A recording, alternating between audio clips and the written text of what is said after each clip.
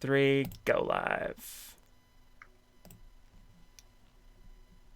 Hello, everyone. Welcome to the Christmas live stream with Raw Matt and myself. We're going to be talking about some things, health things, and other things, or whatever. I heard Matt has some questions for me, so we're gonna do it. Here we go. Hi, Matt. You having a good Christmas?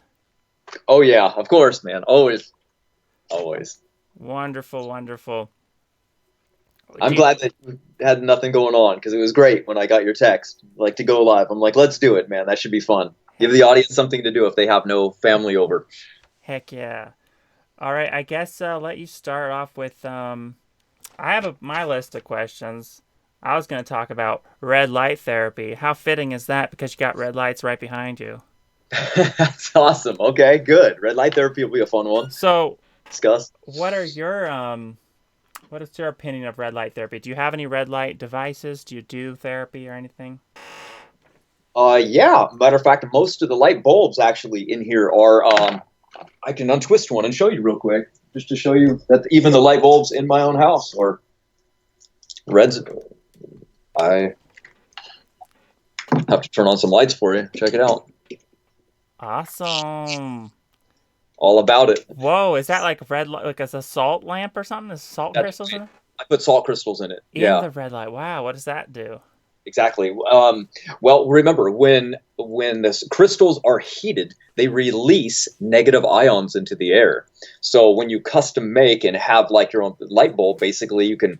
These aren't glass; they're plastic, so I can puncture holes in them, but yet put in large enough shards so that they can expel the negative ions at the same time. So not only do I have red spectrum light coming out from my typical normal light source, but they're also giving out negative ions for the air to purify it.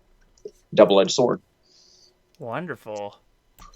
Wow, have you ever done a full body red light? I recently got to try full body red light, and I got to do it at Planet Fitness, and it was pretty awesome. Yeah, I have done it as well, but most of the time it ends up always being done inside of those saunas, those infrared saunas. And that's pretty much where I get the full body version done. Other than that, I don't see it really done many places, but red light is very good. Matter of fact, I recommend everybody turn their phone onto red light spectrum so when the sun goes down, they're not exposed to that blue light messing up their circadian rhythm and fluctuating their sleep patterns much. It's much Right, better. I heard it is very good for sleep and like it make it a deeper sleep. I'm Yeah. into everything for sleep. I am just trying to nail down my sleep protocol to get good sleep. I That's my weak link at the moment. Sometimes I get insomnia and I cannot sleep at the time I should sleep, and then I sleep way later, and then my whole day is ruined because I'm like having to get up for work, and I only slept like 3 hours, and I'm just all messed up. My whole circadian rhythm's all messed up. Work is the problem. That's what's causing it. Because if I didn't have to wake up at a certain time, I could just sleep whenever. But it Right. just messes everything up. Yeah, for sure. So, I also heard red light is actually good for balding. Have you heard of that? That's a laser, though. Red lasers are the ones that are good for it because they're the ones that stimulate the papilla and the ones that can break through the first layer of the dermis skin, getting into it to feed it nutrients and to help. So that's what makes the difference. They have the laser hats that you can wear, or you can just go and get red laser therapy on your scalp. That regrows the hair. Correct. Wow, I heard it's also a beauty treatment. People are using it to enhance the collagen production on their skin and help their beauty. Right. Kind of So, like the dermal rollers. Exactly. They're mm-hmm. used in conjunction to help stimulate everything. Amazing. Any other benefits of red light therapy that you know of? And as far as the different devices, do you have an opinion of which is the best, or should we just is there a cheap DIY do-it-yourself version? Because I'm looking to get my own red light therapy nailed down. I'm considering just getting a full-time membership at Planet Fitness because then you get access to the entire, like a really nice full body red light machine.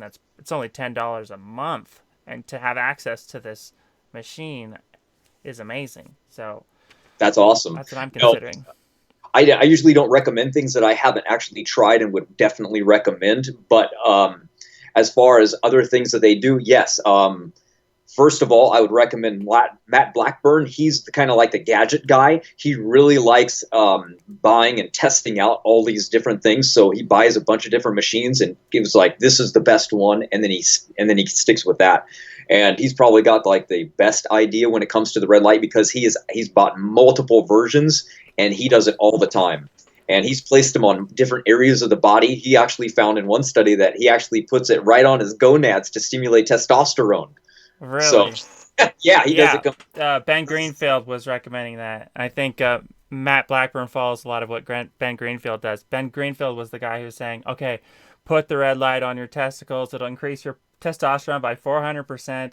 So I think Matt got wind of that information.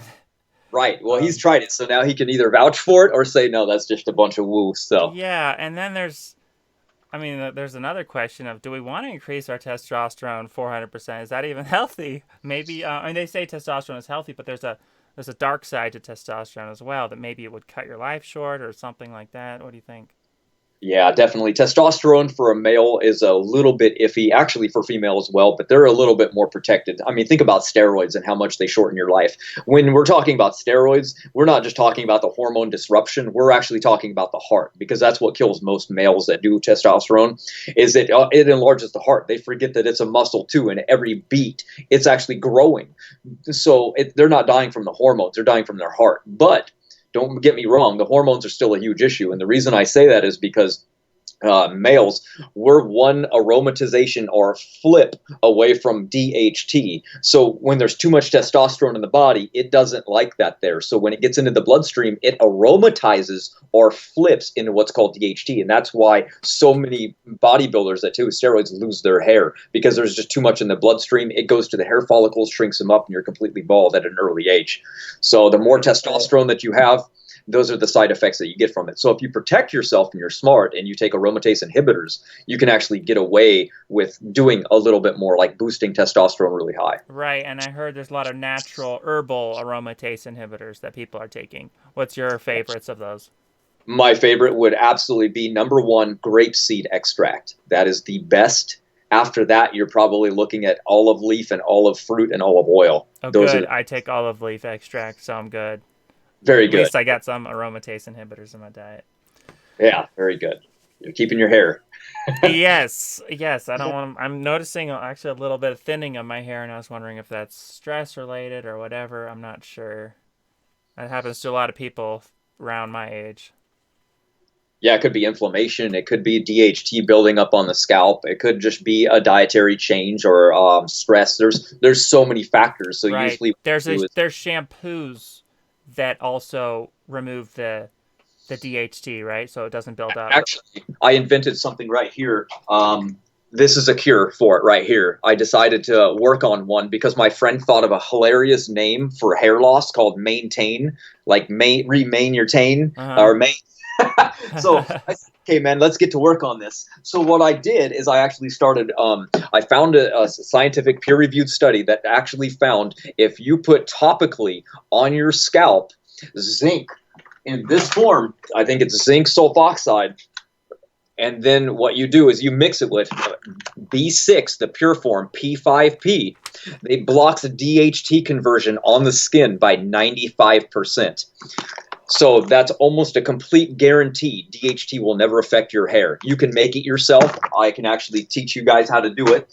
All this is distilled water. I just pour in zinc sulfoxide. The more zinc, the better. Obviously, it'll saturate it until the point where it's not on the bottom anymore. Otherwise, it'll turn this orange color, like orange juice. And then you're going to add about to distilled water, you're probably going to add about 15 capsules of B6. And then what I did is I added a little bit of witch hazel because I used pure DMSO to make it so it's solvent, so it sinks in even deeper, so you only have to apply it like once a day. And then I added a couple essential oils, cedarwood and rosemary, because they actually stimulate hair growth. So not only is it just preventing it, but then you can stimulate your hair. Those are really good. And then acetic acid, but that's unnecessary. It's extremely hard to find, and you just really can't. I got some of that and added it because that guaranteed 100%. But the study was amazing. So I actually was like, we got to figure out a way to do something topical. And these shampoos, they only last for a very short while. The second you start exercising and working out, the sebum and the oils just press out whatever was on the upper layer of the scalp, and then it's gone. So who's exercising, not sweating? It doesn't make any sense. So I wanted something that penetrates deep.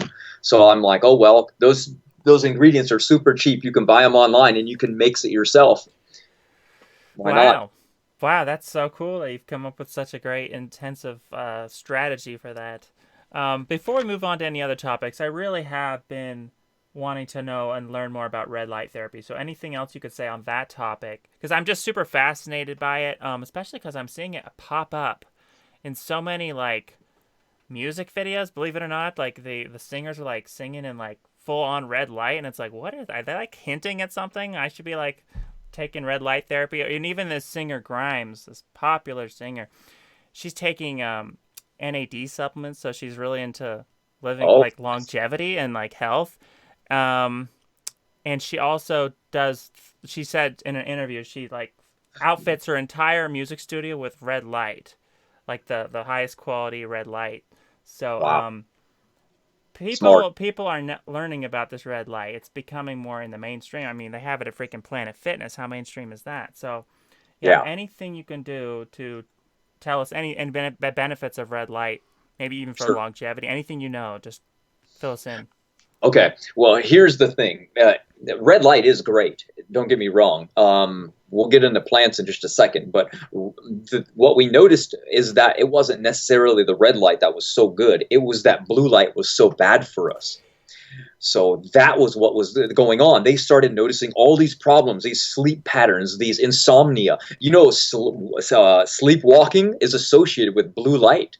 So what happened is there was a doctor whose son had a horrible version of it, and he would wake up all the time and he would sleepwalk, but he would hurt himself. So his dad was like, okay, I can figure this out. I'm a scientist. I should be able to know what's really going on. So he did study after study. After 15 years, he was still working on this. He was absolutely immersed, like completely addicted to trying to figure this out. So what actually the results came of all of this after decades of research, he actually found that it was a full moon night his son was the most active. And because the spectrum of light was coming in and was activating him, activating the pineal gland, the pituitary gland, and he wasn't sleeping, it was activating his body to light up the brain from the blue spectrum light, because that is the refraction of the light that comes from the moon. So what happened is he blocked out the kid's room and he slept great. Unfortunately, he would still sleepwalk sometimes, even on those full moon nights, because it was still light. So what he did is he went under the ground and he obtained rocks that had never been touched by the light of the sun, and he built an entire cave room so that the eyes could never adjust, because when light touches something, it embeds itself on it. So even then your eyes can adjust to that element. So he built an entirely dark room, and his kid never sleepwalked again. So then they started investigating like the dangers of blue light, and that's when he started actually getting into the research and letting people know it causes sleepwalking problems. The pineal gland, the pituitary gland, they're all affected by blue light, and red spectrum had no effect on it at all. That was harmful. The only effects were beneficial. So red light became very, very popular. And then they started noticing the beneficial effects on hormones, on the vision with the eyes, because people are staring at a monitor that's blue lit all the time. So Mac picked this up and they built it into every single one of their laptops, that they naturally fall into a red spectrum light when you, right off the bat, the day you buy them.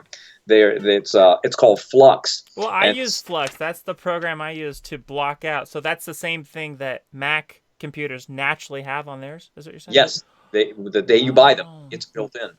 So now your circadian rhythm isn't thrown off by having to get up and answer an email or something like that. Like, oh man, I'm probably not going to go to sleep. So you just start using your computer. Well, if it's blue light, it's really just going to keep you up more and more and more and stimulate the brain more and more. The red spectrum does not do that. So, Wow. And then there's glasses people can get to block out the blue light. Now, you wouldn't believe it, but this singer Grimes, she's very aware of the dangers of blue light. She took it to the next level. She knows that, that the blue light is bad on all these devices. She got a layer of her eye removed, and she got it replaced with a. This is what she said. Now, people were wondering if she was trolling or not. I think she's real. She was being honest. She got the layer of her eye removed and got it replaced with a a blue light filter lens, so it blocks out Wow. naturally. So into the against blue light. She even put it in her music video. She has a music video where this blue light is coming down into a city of red light and just like destroying it and like killing everything in the city. It's pretty crazy. Like Right. she's obsessed with this blue light thing.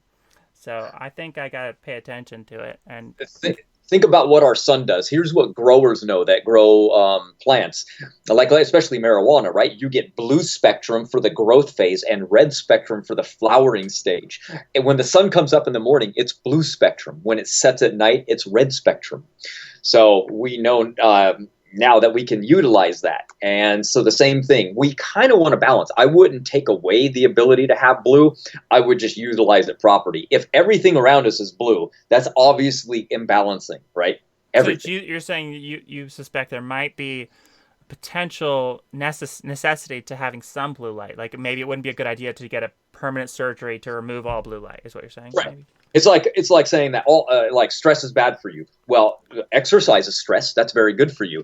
Matter of fact, stressed cells live longer. There's certain balances in life, certain amount of balance that equates to really good. So we don't know what the repercussions of pure red is. Not to say that I don't want to be the pioneer to try it. I'm just saying that I know that there's other things that will extend life much longer than just having red light. So when we build our underground layer labyrinth, that's going to be a kingdom underground one day, what light am I going to use? Am I going to use all red or am I going to use some blue as well? See, I want to be smart and I want to go, okay, I'm going to have exactly what the sun would naturally provide based on what I think the good layers would be. Heck yeah, I love that you're thinking about your mind's in the right place, thinking about the underground labyrinth layer that we're gonna create in the future. Love Absolutely. it. Are there people tuned in? Or are they throwing questions in? Just a few people here. We got Matt Blackburn. He's here. Oh my gosh, Matt Blackburn. We were just talking about you. Yeah, we're talking about using red light. Now, hey, Matt Blackburn, fill us in on this thing. I heard word on the street is that you're promoting aspirin, taking like 6 aspirins a day or something. I don't. I heard this secondhand, but is this true? Tell us right there. Tell us in the chat why you taking aspirins? Because I heard aspirin was bad for your liver. I mean, that's what I heard. Um, That's Tylenol. it was Tylenol. Well, That's aspirin Tylenol. is aspirin bad for anything? I know That's people in much. the longevity movement have been recommending small amounts of aspirin. I've always been kind of skeptical of that. But do you think? Are you taking aspirin, Matt? Me? No, there's no reason I need to be on such a strong anti-inflammatory. I take herbs, but I don't have too much of a problem with aspirin really, and recommending it for people. So Okay, Matt Blackburn's telling you to tell me about lipofusion and to be aware of omega threes. Now, was reading some Matt Blackburn stuff on against omega threes. Yeah, fill me in on that because I'm skeptical because I'm one of these people that believes in the health benefits of taking like a krill oil, for instance. Not like mega dosing on krill oil, but like taking a krill oil every now and then, a day, every other day, or even every day, just taking a pill of krill oil. I thought yeah, that was good for me. I thought that was going to had all this astaxanthin and all these omega threes that were going to help me. And then, yeah, Matt Blackburn's kind of saying, no, don't take the fish oil things, don't take the krill. Now, krill oil is specifically, I thought, was protected from the rancidity because it has a bunch of astaxanthin and the omega 3s in a phospholipid form, which I heard is Dr. Rhonda Patrick says that's better to get into the brain. That's why I was a fan of krill oil and things like fish eggs in particular. Also very high in the phospholipid form of omega 3. So yeah, tell me what am I missing here? I I don't ever take any of the omega-3 sources. I never really have. I don't really believe in them because I've read through the content on the polyunsaturated fatty acids, and I've read through the research on the omega-3 fatty acids and the flax and the lignans from plants. I don't care about their conversion rate. I care about if they go rancid when they're in the system. And they do. They're very heat volatile. That's why they're in the refrigerator. So you expect to go to the refrigerator and grab some krill oil that has to be enteric coated to even get past your hydrochloric acid of your stomach, no matter how much astaxanthin is in it.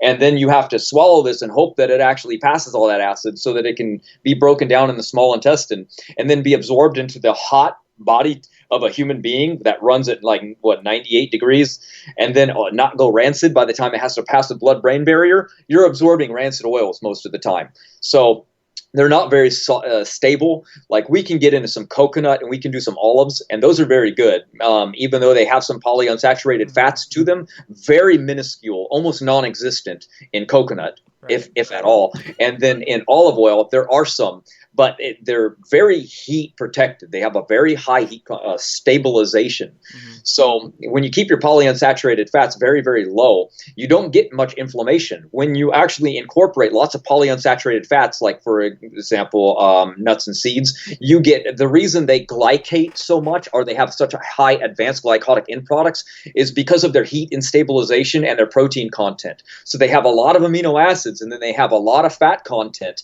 And what happens is when these start to go rancid, they glycate and they bind with their own proteins in the body and they're glycated.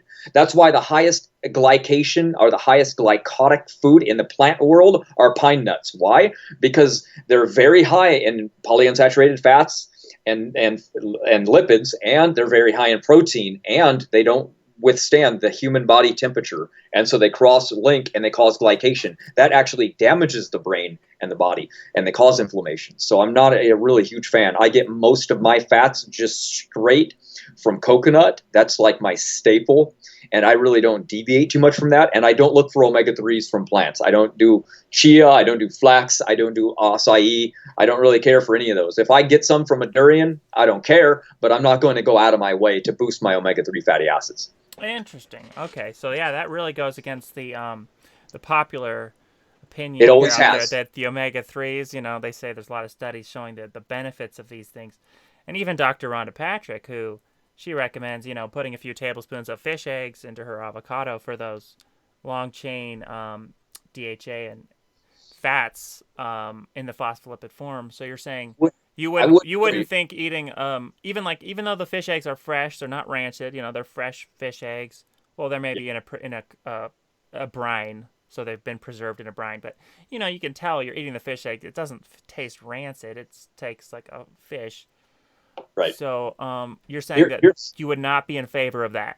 You don't think there's health benefits to taking in like good substantial amounts of long chain fats from like a fish egg or a krill? Definitely. But that depends on the person and depends on their age, because certain people are going to need some type of an anti-inflammatory or to lower triglycerides, or maybe they like it for some reason and their body does no conversion of ALA. There might be a general health problem, but for the average person, no. And the reason I say that is because you and me make fats in our body. We make a very perfect ratio of fats. If you were to consume no fat at all and you were to overeat calories on carbohydrates, would you gain body fat? Of course you would. Well, where's your fat? What's your body doing? It's making fat. It makes fat from excess calories. So what ratio of fats is it going to make? Is it going to make a good ratio, or is it going to be just retarded? Of course, our body's very, very smart. It's going to say, I need omega-3s, I need omega-6s, and I make 9s. So everyone thinks of omega-3s as being anti-inflammatory and omega-6s as being inflammatory. That's the wrong way of thinking about it. Omega-6s just aren't anti-inflammatory as much as 3s are. They are anti-inflammatory. So omega-6s are very good, and so are omega-9s. Everyone's just ranting and raving and trying to sell the omega-3 all the time and saying it's the only anti-inflammatory one. No, it's not. The other ones aren't inflammatory whatsoever either. They're just it just depends on the form of fat that they are. There's saturated fat, there's polyunsaturated fat, there's monounsaturated fat, there's long chain fats, short chain fats, medium chain triglycerides. Medium chain triglycerides. Exactly. I'm a big fan of the coconut oil myself. I was under the impression that if you take things like a saturated fat, say a grass-fed butter or a coconut, which I'm both fan of both those fats, you mix it with whenever you're eating an unsaturated fat like a krill or a fish egg, that it would somehow stabilize those unsaturated fats and protect them from, being rancid in your body. and I thought it would kind of balance out the saturated fat. Because the benefits of I thought the benefits of the unsaturated fats were that they were very, very fluid so they would actually make your blood less thick, and it would help your blood be more fluid. I even noticed that too. Like when I was taking a bunch of krill oil, my blood was more fluid. Like when I would, if I had a little hole in my finger and I was bleeding out, the blood would just come more. It's like had an aspirin blood thinning effect from just the krill oil itself. You Right. think, could that be important or beneficial? I think maybe. Yeah, definitely. When I get injured more than you could ever imagine. I get injured. I love fighting. I get cut all the time, and having blood coagulate is very good. Having being anti-inflammatory is also very good. It's a twofold thing. Do you want to run completely always anti-inflammatory? That depends. Are your arteries already good? See, the reason why elderly people do so good with anti-inflammatories is because they eat so much saturated fat and their arteries are already messed up. They need those things just so that they can pump blood. They stand up and they get dizzy. You know what I mean? We shouldn't have that problem. We've done a lifelong health adventure. I'm not standing up and getting dizzy. I'm not getting hit and being bruised for 2 weeks. We don't need such powerful anti-inflammatories. Of course, they're good for the general public, but we get them in our diet continuously. Anti-inflammatories are just part of every herb that I freaking eat, so I don't need extra. You know what I mean? I don't just bleed out when I get cut. So I have the perfect amount. Sometimes I do. I'll boost in some nattokinase for a while. I love to do like stints of 3 months where I'm just super intense on something, or I'll do cleanses, or I'll do daily regimens. But yeah. But would you ever? So you would never take a krill oil or a fish shake, even rarely, like even like once a month, taking a krill oil, or once every 2 months, or just to ensure you're getting those long chain fat. You're trusting the conversion of the short chain fatty acids in your body to the long chain form. Yes, I'm always trusting in my body to do what it desires and do what it can to keep it working out. I don't trust that I will ever have an omega-3 deficiency in my entire life. Yeah, omega-3 fatty acid deficiency will never happen to me. I guarantee it. Wow. You trust your body more than I trust mine. I don't trust my body to do all these conversions. So I'm like, I better get the final form, right? Just like Right. like NAD. That's like working out. Let's talk about NAD because that's another thing that involves a bunch of conversions. NAD. This is what's popular now in the life extension community. People are recommending different forms of. They're recommending NMN. I'm sure you've heard of that now, and you've heard of NADH. These different forms of that are supposed to raise our NAD levels. So, what's your opinion? Are you taking any NAD supplements, or what's your strategy to keep your NAD levels high? Because people say this is very important for your mitochondrial health, for your aging. I'm a polyphasic eater, so I'm not too worried about spiking the NAD extremely high, like the average person would be, simply because we have to remember, what does excess NAD do? It activates your sirtuin, specifically sirtuin 1 and sirtuin 3. That one's scientifically proven. It activates some others, but it's really for turning off mTOR so it can activate your other longevity genes. Well, I polyphasic eat, so I do that involuntarily. I don't need to continuously be boosting these things that my body is already doing. But sure, would I like resveratrol? Yeah, it's a very expensive item when I can get trans resveratrol from Japanese knotweed, for example. NAD is a very expensive item, and I'm stimulating my body to do that. Now, is it great? Sure. It's just a form of niacin that you're overdosing on. So it's like taking extra carnosine. Your body can't break it down because you're taking 1,000 milligrams. You only have enough of the carniacinase enzyme to break down about 300 milligrams. After that, everything else is dumped into the bloodstream, and it makes your cells live longer. I would love to do that constantly as well, but again, a very expensive item. But you can go to beta-alanine, and now your body can produce extra carnosine, and you can stimulate it by sprinting, doing hard leg exercises, things like that. So there's other strategies, and I try to rely on the conversions mostly with my body. I like it to do those conversions to make it work out rather than reaching to the end. I don't take retinol. I take vitamin A from plants. I like my body's doing that conversion. I don't like heme iron. I want plant iron. I don't like regular B12. I make my body produce the B12. things like that. But I'm a very freak of nature. You know what I mean? I'm very obscure. I used to recommend my diet. Now I don't tell people about my diet because I know no one can do it. So it's completely pointless. Or maybe they could, but maybe their bodies wouldn't be as good as your body is at making those conversions, Maybe so. right? I did start when I was young, and I went 100%, and I never stopped. I never had cheat days. I don't do anything like that. So I'm very strange. Yeah. So as far as your strategy to boost your NAD levels, it's polyphasic eating. So is that a form of intermittent fasting? Could you explain that? Sure. Yeah, it's exactly like you said it is. Basically, I just skip breakfast. I always have. If you need to go up in weight, you just eat breakfast. But I'm a polyphasic eater. I never believed in it. I stopped eating breakfast a long time ago. If I want to incorporate breakfast, I did recently. Guess what? My weight shot up, and it's all muscle. It's easy to put weight on. That's what bodybuilders do. I'm not a bodybuilder. I like martial arts way more, but bodybuilding's easier on the body, so it's nice to take a break from just getting hit in the face and actually training, right? So I don't want to just weight train and get no results, so I eat more calories. Weight training can have a negative effect on telomeres if you actually want to deactivate mTOR by rep range, slow concentric reps. You can actually deactivate it. So I need to be smart with my exercises as well. I like intensive training. Intensity under 45 minutes, very high, and then I rest. Well, I'm not going to grow if I don't eat the calories, so I have to stimulate the right things, and I can stimulate more HGH.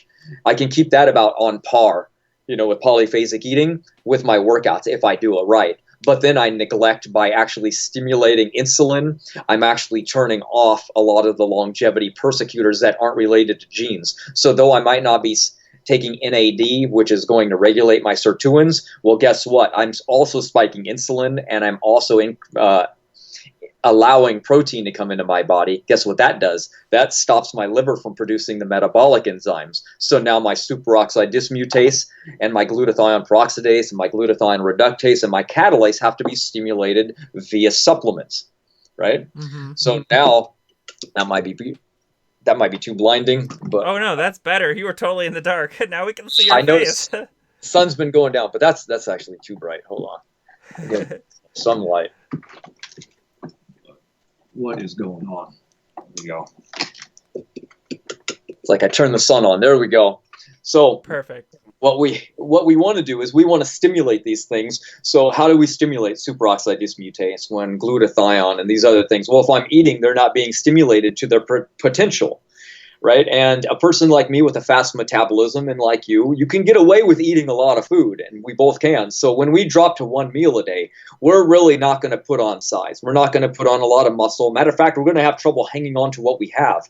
So even though one meal a day is extremely good for HGH, longevity, telomeres, metabolic enzymes, it's good for all of them. And I wish I could do it, but my metabolism doesn't really allow me to. So I have to be burdened with coming up with tinctures and tonics and everything to help stimulate. But notice I don't take any of them. I don't take superoxide dismutase. I don't take glutathione. I don't take anything to do it. I take everything to activate them. Right. I think that's much So safer. would you be a fan of taking NAC then, N-acetylcysteine, because that would boost your glutathione? Right. Would you do that? Yes, I used to take NAC. It was a sustained release, and it was by Jarl Formulas, and it was a sustained release to go for a very long time. So I would take it when I was fasting and open that window up a very long period of time to keep those levels very, very high. When I got my blood test results, though, I had been fasting, and I dropped everything, supplementation, everything. And my numbers were so good, I was like, oh my gosh, I'm wasting money on some of these supplements. So now I rotate them in. I don't take them every single day. I don't wake up every day and take indium. I take it randomly. I'm like, okay, it's been about a week. I guess I'll take it again. Right. So more strategy now.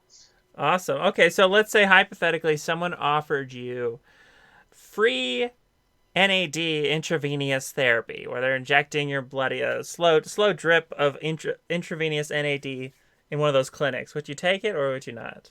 What would be the point for one day, one time, just to activate the sirtuins? It's kind of like, oh, I'm doing that anyway. All right, Why? what if they gave you a lifetime supply of NAD therapy? You can go in as often as you like. Would you do it? Yeah, I'd take that. Right. Oh Heck yeah. yeah. Me too. Oh yeah. that advantage right away. Yeah, I take a lot of advantages. There's certain things that are really good. People are they overlook the importance of them, or they rationalize, I don't need to do that. No, you better know what you're doing if you're not going to do that. You know what I mean? If you can't afford to do that, then you better have another strategy to get to that. If you can't, everybody can polyphasic eat. So it's one of the cheapest way to extend your life, because when it's mealtime, you can eat all the food that you want to get your calories in. We used to think in the past that caloric restriction was about minuscule eating throughout the day. And then we started realizing, no, it's about insulin spiking. Matter of fact, think about it like human growth hormone. It's being shot off like a shotgun every 8 times during the day. But every time you eat and spike your insulin, that human growth hormone spike might not happen.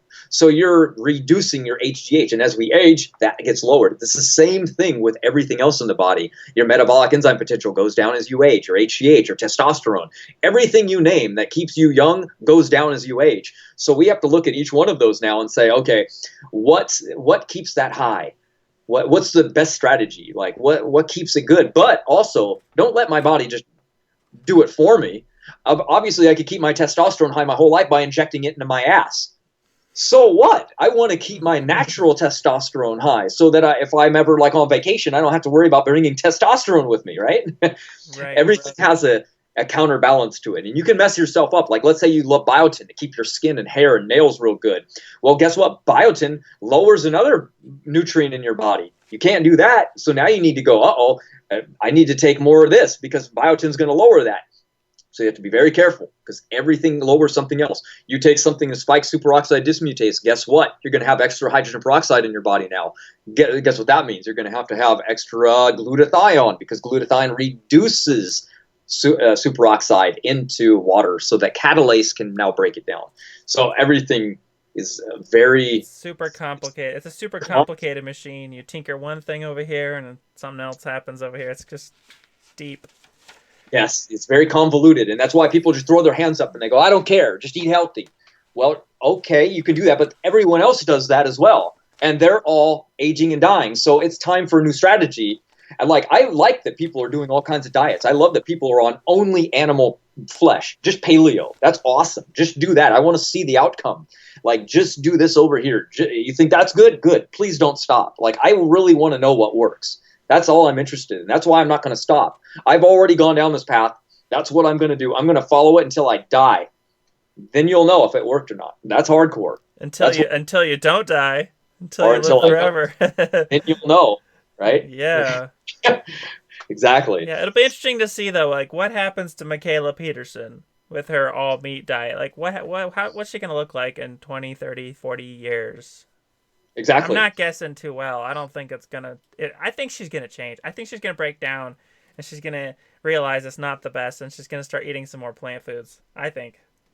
Yeah, of course, but we'll see. Hopefully, she can keep it up, because once you've committed and told everybody this is the truth and this is what you're to do, to flip flop on it's just going to make you look bad. Yeah. So then she's going to have to get cosmetic surgery to hide the problems. You won't ever know the true truth behind it. Kind of like Elisa Parker, Raw Alignment. She. Yeah. Yeah, but all these people, they portray one thing, but they do the entirely. Wait, did she get plastic surgery? What'd she do? No, she's not raw. She went off the. She said, I want to do a test, and what does the audience think? So they voted what she should do. She didn't follow. She went paleo raw meat for 30 days and said I'm all about it. So that's all she does now, even though she didn't document herself doing any of it. She didn't actually show herself eat one bite of meat. She said that's all she's about now, and she feels 100 times better. And now she's sponsored by 10 meat companies. So you think she's not really eating the meat? She's just pretending like she's eating it? Yeah, she's probably just an omnivore. You know what I mean? She just eats whatever, because, when they came to her and they saw her eating in that place, remember, she grabbed the fish and hid it from her plate when she was vegan. So she was even cheating on the vegan diet. So what makes you think she's all 100% doing what she does now? Oh, wow. Kind of a fraud, There's so many, man, in all these things. It's a shame. I just wish somebody would stick to it, man, and just do it right. I was happy that she was eating butter and stuff, because then I'm well, all these vegans who, if the vegan diet can be done right, most of these vegans probably aren't doing it right. So maybe they would actually benefit from eating some butter. So at least she was helping her audience in that way, opening them up to eating some animal foods. Yeah. No way. She got disowned by those people. Remember, veganism isn't about health. It's about animal welfare first. That's what it comes down to. Paleo, they go paleo because of health reasons. Nobody just decides, I'm going to start eating that raw cattle for every single day. That doesn't even cross most people's minds. What happens is they get sick, or they get something wrong with them, or they feel unhealthy, or get digestion problems, and are like, I'm going to try the paleo diet. Because who the hell doesn't want to eat bacon for every meal, right? So then they go, okay, that sounds cool. I don't. It's disgusting. Right? It's like it's not even appealing to me. I wouldn't even like to taste it. But even if I could eat it and there'd be no health consequences, I still wouldn't eat it. It's disgusting. Well, the average person, they would find that pretty crazy. So they want to go to that next level and say, I can just eat whatever I want in the animal kingdom. I can eat all the eggs I want, all the milk I want, butter or cheese, whatever it is, all the meats. And then say, I'm on a healthy, organic, grass-fed diet. Okay, well, that's that'll be interesting to see, like you said. Yeah. And vegans don't do that. Vegans don't care. Wait, what? Vegans don't care. Vegan gains. If I had to eat an egg or choose death, I would just die. He said that on his last podcast. Wow. So they're not interested in their health first. So that's a different program. You can't compare a vegan's health to a paleo meat eater's health. They're doing entirely different things. One's based on health first. The other's based on health last. Why do you think 5% of vegans fail or quit?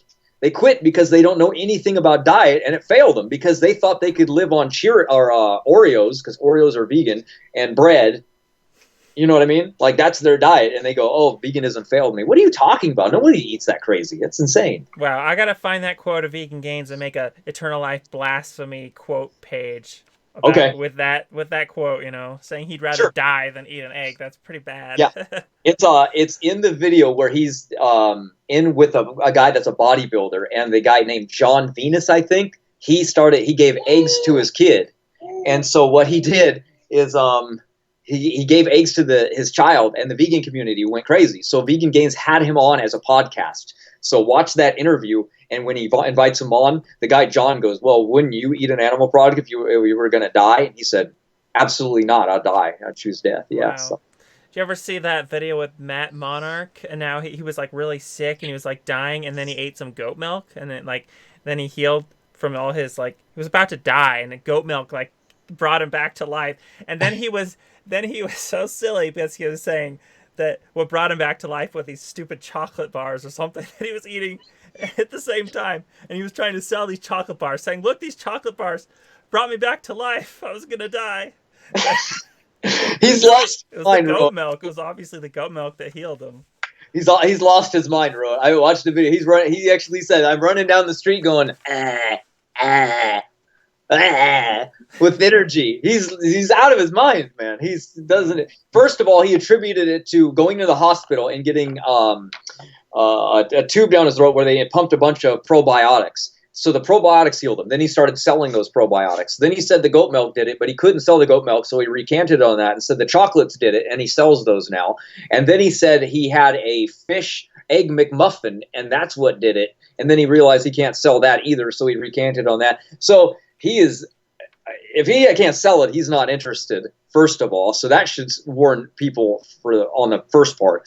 And what caused his problem in the first place is what should make people really come to question, what's going on with this guy. He messed himself up by giving horrible health advice.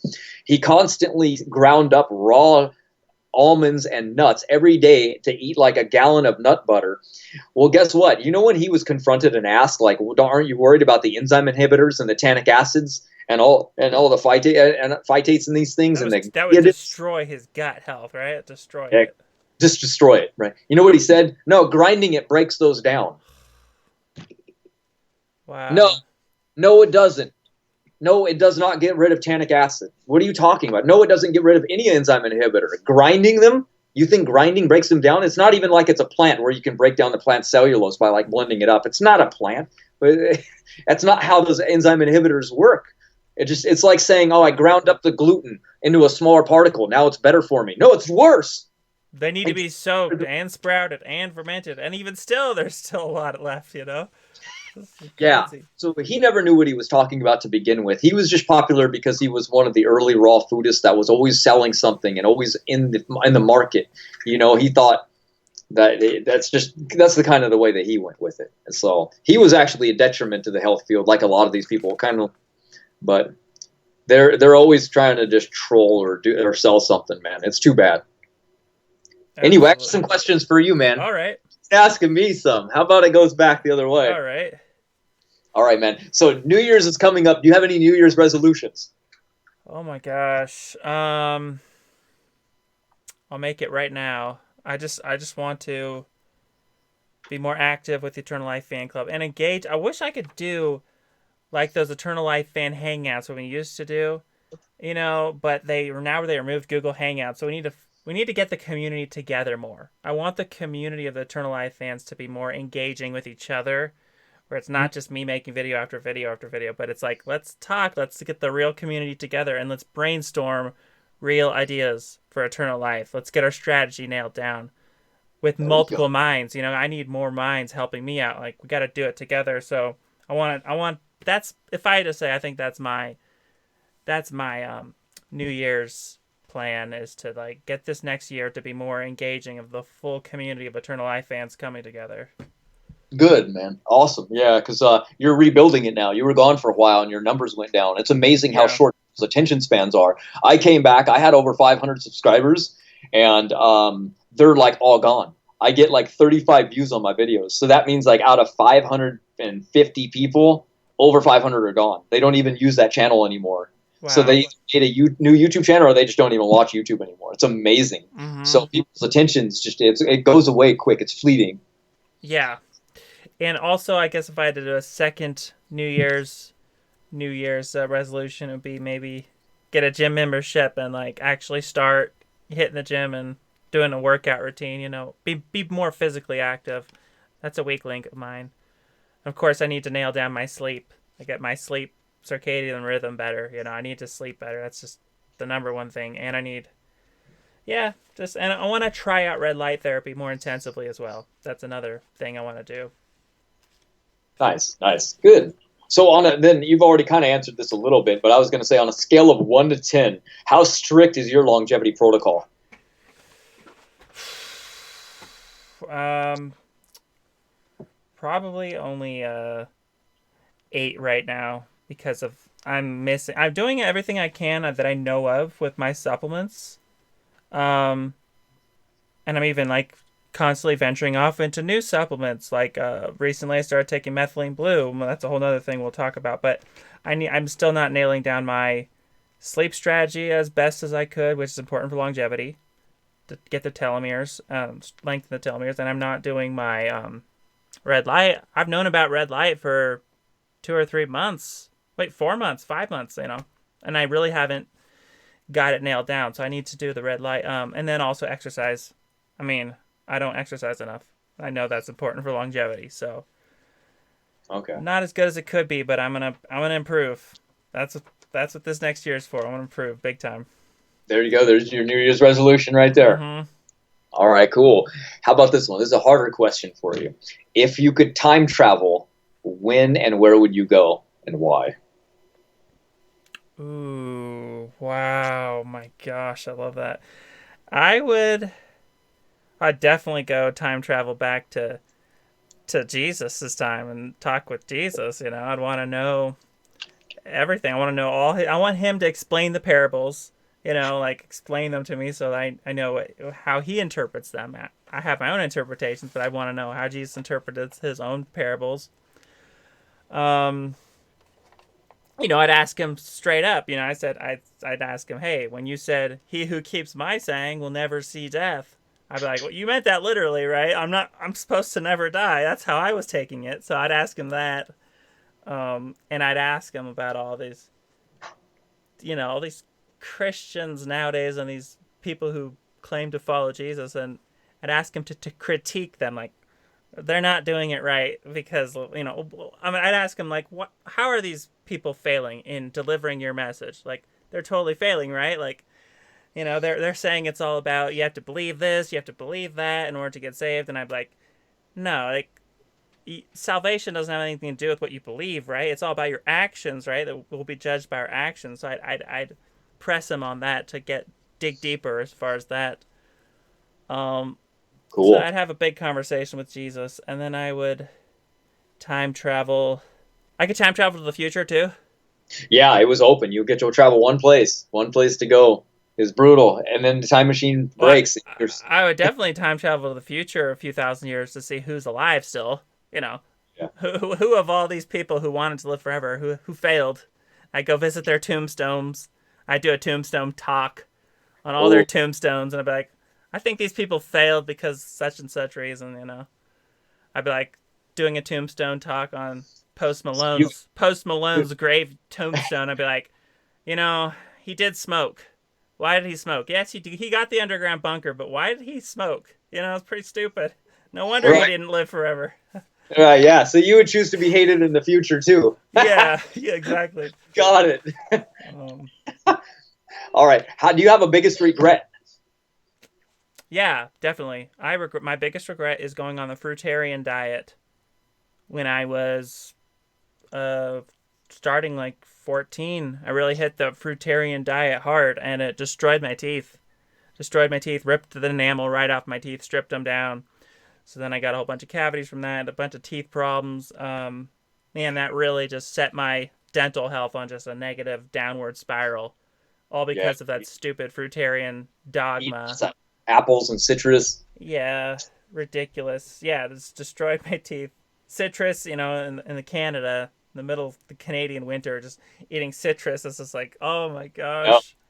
And Oh, dates, and just destroyed my teeth. So that's my biggest regret. Of course, I regret losing my spleen and the bicycle falling over and ripping my spleen in two pieces, and all.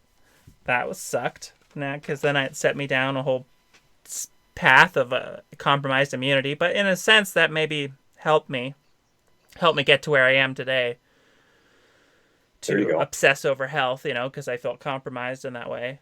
Um, Good. all my regrets have to do with health. Things that I felt that damaged my health. I mean, those are my biggest regrets. You know. Got it. So Yeah. the other one would be like when I went to that chiropractor and I felt like I got my brain damage from a chiropractor.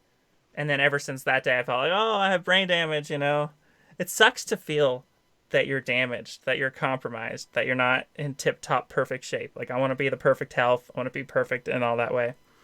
So it just sucks to feel like, oh, you're a little handicapped, but, it's something you get through. And I think I'll get through it. It makes me stronger at the end of the day. Yeah. Yeah. No doubt. Darn. Well, I've heard you mention those regrets before. I just was just wondering myself, so I thought I'd bring it up. How about do you learn better by reading or do you like video format? Oh, it's a very interesting question. I the pleasure centers of my brain and would definitely prefer video format. That's always what I gravitate towards. I'm not sure if it actually. I don't know if I can tell which one. I don't know if I have enough knowledge as far as my own learning ability to know which one I learn better from, and which one I can um, maintain the information better and comprehend it better. Probably a mix of both, actually. Now that I think about it, a lot of the videos I watch, they have text on the screen at the same time, so I'm like reading it at the same time I'm listening to it. And I think Nice. seeing the text also helps imprint the information in my brain better. Got it. So I feel like maybe a mix of both. Good. Audio and visual. Okay. Yeah. I'm the same way. I like to visual things. I think most people learn through YouTube. That's kind of why I like to teach through it now Mm-hmm. because a lot of people don't have the attention to sit down and read anymore. So, has your memory improved with all of your protocols that you've done throughout the years? Definitely not. No. If Dog. anything, it's gotten worse. I feel like I cannot remember what I should remember. Okay. I mean, yeah, it's just not no. So I need my mental health to be way better. I'm just like that's why everything I do, all my supplements, I'm always like I'm obsessed with nootropics. I'm obsessed with trying to get the next thing to help my brain work better. That's why I started taking methylene blue. I'm just like, what can I do to get my brain to work better? Yeah. Yeah. You've been on the brain memory health thing for quite a while. Blue tongue. Man, pretty soon your skin. Yeah. Um, Okay. What do you think is the worst habit that the public has? the worst What's your habit that the public has. Yeah. is mentally, on a mental level, it would be just the lack of muchness, the lack of open-mindedness to the possibility of living forever. Physically, you could say that in religious groups and in secular groups, they're both just, why aren't they obsessed with living forever physically? So it's that lack of open-mindedness. But then there's also, of course, just generally speaking, just not caring about their health with their, I would say, like, promiscuity. I think that's the biggest one. The fact that people take sex so lightly that they're willing to be promiscuous, that they're willing to sleep with this partner, and then a few months later they'll have another one, and just they take sex so casually. I think that's pretty stupid. That's the biggest, like, up in my face, like, stupidity that I can see out there in the world. Um, Yeah. but everything relating to not caring about their health, of course, but yeah, just that taking sex so casually, not understanding the risk of STDs, and then just also the mental problems that causes from having one relationship to the next and to the next and to the next. Like, is that the ideal thing? Is that the ideal thing that humans beings should be doing? Or I don't think so. I think we should be finding our one partner, our one eternal love, sticking with that person forever in total commitment and 100% monogamy forever. That is what I promote, and that's, yeah, that sickness in the world that treats sex so casually, like it's not sacred, and they'll just frivolously have the next partner. It's just so stupid. It's so dumb, It's just shallow, I know. shallow. What do you think, like, then, because you answered that part, but how about now, if somebody says they only have enough time for just like one new thing to study and to learn because they come home from work, they might have a family, they only have like an hour a day, what do you think they should be doing with that 1 hour of time? Watching my videos and being inspired to Nice. take their health more seriously. It's all about health. Like, if they had just one thing, to study health more. You know, There- like you said in the chat earlier, that Jesus said to treat your body like a temple. Our body is the temple. Yeah. That's what it comes down to, is obsessing about your health, and don't get stuck on one thing. If something's not working, switch it around, try something else. They say the dumbest thing ever. I'm totally paraphrasing, but the definition of insanity is doing the same thing over and over again, expecting a different result. So, look at your health. If it's not good, improve it and figure out how to fix your freaking health problems. Don't just, yeah. This is people. Oh, the other thing I'd say, that the biggest problem with society is this trusting of the medical system. The trusting, putting your hands in the lives of this stupid, primitive medical system. If people could only understand how primitive our current medical system are, and the information that these doctors have, and how many people they kill with their stupid misdiagnoses and their stupid protocols and pushing drugs on people and everything. If people could just get that and realize, no, don't put your health in the hands of these people. They don't deserve it. And do it yourself. DIY, do it yourself health knowledge. Study yourself. Talk to the experts. I mean, they can talk to people. They can learn from people who have studied, like you, and who have studied, really know their stuff. That's what they should be doing. I know, man. I try. These doctors, they don't get even taught about nutrition at all. They don't know about the latest supplements. They don't know anything. So why are you just, oh, you have cancer, I'll just get chemotherapy. I'll just get the latest vaccination. Just trusting. People need to mistrust their government more, and the medical system. They need to have a distrust. They should not trust the government or the medical system.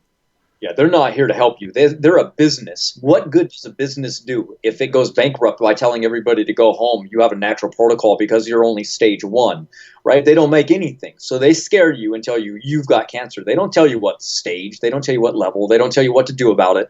They don't tell you, like, oh, this is what causes it and this is what makes it grow. They send you on your merry way. Like, I go around on YouTube channels and I type in cancer. Unfortunately, cancer is also an astrology sign, so I can't really find a lot. But every week, sure enough, there's a new person posting that they have cancer, what type it is, and what stage they are. And I throw in all kinds of advice, and they're always shocked. They're like, oh, wow, thank you so much. My doctor never said this or that. And it's every time I post. They have no clue. Or they're scared and they go like, I got to show this to my doctor. I'm like, show it to them. They should already know it. It's like, that's not even my field and I know it. I would be ashamed if I was a medical doctor and I didn't know how to treat people with every field available. Like, I can do that now. I'm not even a doctor. So it's just insane. And they make it against the legal. They'll try to arrest me for giving medical advice, for trying to help somebody. Yeah, it's so evil.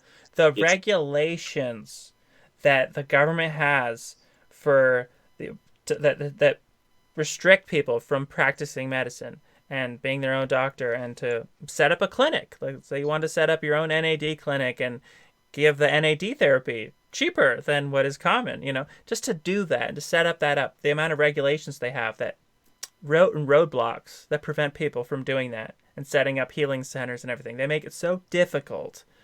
That's just evil. It's like they're wanting to crush their competition so that everyone just goes to the doctors. It's just so stupid. It is, man. The worst case was one of the very first scenarios that I ever saw was Gaston Neeson. He was the inventor of the electron microscope. And what he did is, because he was a scientist and he was an inventor, he found out a way to zoom in by 2000x. Incredible. Like, you can literally see nanobacteria under his microscope. So very first invention ever. Incredible guy. What he did is he started rummaging around blood. He was fascinated by it, because who wouldn't be? He actually was the first person to coin the term or the name somatid. And he actually found that life would shimmer once a month. And it's just amazing stuff. Anyway, he actually said, oh, look at this. Here's this weird form of cancer. So he actually went through a bunch of different solutions, and he actually made comfrey extract diluted in a saline solution and broken really far down. And he would inject it into the lymphatic system, and he had a 99% success rate in curing cancer. They sent him to prison where he died. It was called X714. And it was the cure for all cancers. And he died in a prison for practicing medicine without a license, all because he invented that. Wow. So there you go. Plus, they did evil things to William Reich, the guy who invented the orgone generators. They put him in prison, I think, too. Oh, they put all kinds of people in prison. The guy that did, we can go on for that all the time. Evil. It's all bad, because here are these people, they're trying to help, right? They come out with this amazing invention or idea or cure, and they're like, I got to share that with people. And the government immediately shuts them down. They're like, you're not going to take our money makers away. We make tons from this. You know what I mean? That's what tells you, Tesla already invented worldwide free energy. Edison shut that down. Boom. A guy already invented the electric car. Boom, shut down. You can look at everything. It's already been done, man. And it's sad that we're already fighting hard enough in the aging system, where people they're more worried about trivial things than they are about anti-aging. It's like, look, if we're immortal and you didn't die, we would eventually figure out the cure for this problem that you want. But they're more worried about some trivial thing than they are about their health. It's insane. Yeah, and just the fact of what they're stopping and preventing people from trying new experimental therapies. And they make you go to Mexico or something, or they make you get out of America in order to try the stem cell transplant or whatever they're trying. They're blocking stuff. They're not letting people have total freedom, libertarian freedom to experiment with their own bodies. It's their own freaking body, and they're stopping us from. They make drugs illegal and everything. Like, what if somebody wanted to microdose? What if somebody wanted to microdose one of these drugs, even a hard drug, like LSD or whatever? Like, shouldn't they be allowed to have small amounts of LSD so they can microdose it? It's like they're just blocking us. It's so evil. That's the only problem that I actually have with veganism, is they want to take meat away from people from them being able to eat it. I would be okay with people, but I don't like the factory farms. I don't like a lot of those things. I think that people shouldn't be so bad with their health, but I don't want to take away their ability to do something. Just like I wouldn't want somebody to take away my coconuts. I would be irate if somebody told me what I could and couldn't eat. So it's kind of like, I want them to have the freedom, but I want them to have the knowledge to know that this isn't probably the best idea. But so many people they have all these rationalizations, and they go, well, what about the Maasai people? And what about the Eskimos, the Inuits? And they have all these ideas that they'll just be healthy anyway without it. Like, oh, well, they've done it in the past, so we should be able to do it now. Or the worst one of all is, we evolved to eat it. Our brains grew because of meat. then I have to go through all these explanations. And it's really hard because the general public just doesn't know even the most basic things. And now I have to get into the scientifically advanced things. They're just not ready for it. That's why people sometimes, like my channels, they don't grow. They want the durian writer, the gossiper. That does really good. Not the. They love drama. They're drama fiends. They just love drama. Yes, maybe we need to incorporate that. Yeah, we should like have a pretend. We should fight. Let's have a pretend fight. Like I make videos bashing you. Wow, we need to call people out. How about this? I just watched Goji Man. His last video was him rating somebody's diet. So he went through and he watched this girl. She's completely tattooed up. I think it's his last video. And he critiqued every meal that she ate, and he gave everyone a 10 out of 10. I said, those are shit. The maximum best I would have given the breakfast would have been a 7. And I posted the comment, and he deleted it. And guess what? I screenshotted it before he deleted it. And so he deleted it and blocked me from his channel. So I'm going to go to war with him. Why don't we do that on your channel? Yeah, let's do it. I like that. But guys, if me and Matt make videos attacking each other in the future, it's for real. Don't even think we're faking. It's real. That's right. Exactly. I'll be your new roommate. Yeah, exactly. My roommate's probably going to die any day from all the weird stuff he's doing, so I'm going to need a new roommate if he ever dies. Good riddance. Yeah. Yeah. Good riddance to him. Here's a question. Name somebody who deserves to die. Oh my gosh. I would say I would steal the thing from the Bible, which is there's one unforgivable sin. There's one unforgivable sin according to the Bible. A lot of people interpret that sin as some people, I've heard it interpreted as murder. That to me makes the most sense of what would be the unforgivable sin. I'd want to know your opinion on the unforgivable sin, but I would say like a serial killer murderer, some unrepentant psycho murderer, someone like a Jeffrey Dahmer, or someone like all these psychos, murderers, people,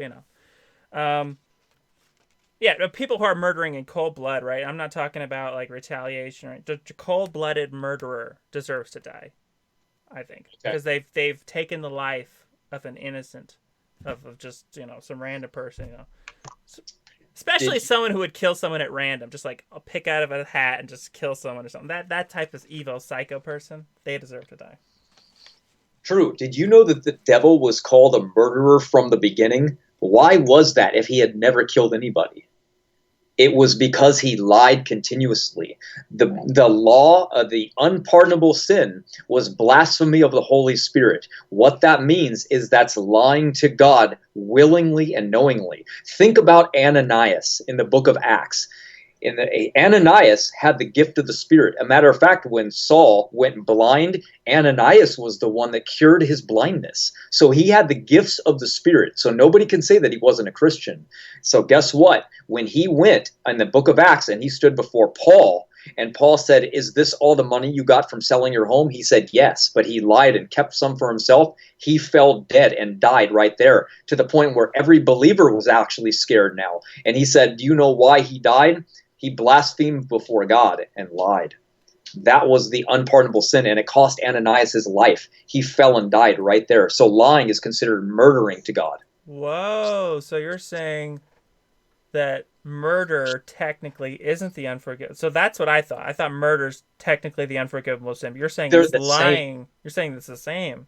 It's the same to God. Because, he considered Satan a murderer from the beginning. Why? Because of his tongue. He was a liar, and he caused most people to die. Just think about what people do. They lie, and they steal people's ability to ever find God, because they hate God so much they become anti-theist, and they go out and they lie and they say, no, there is no God, there is no afterlife, you just do whatever you want.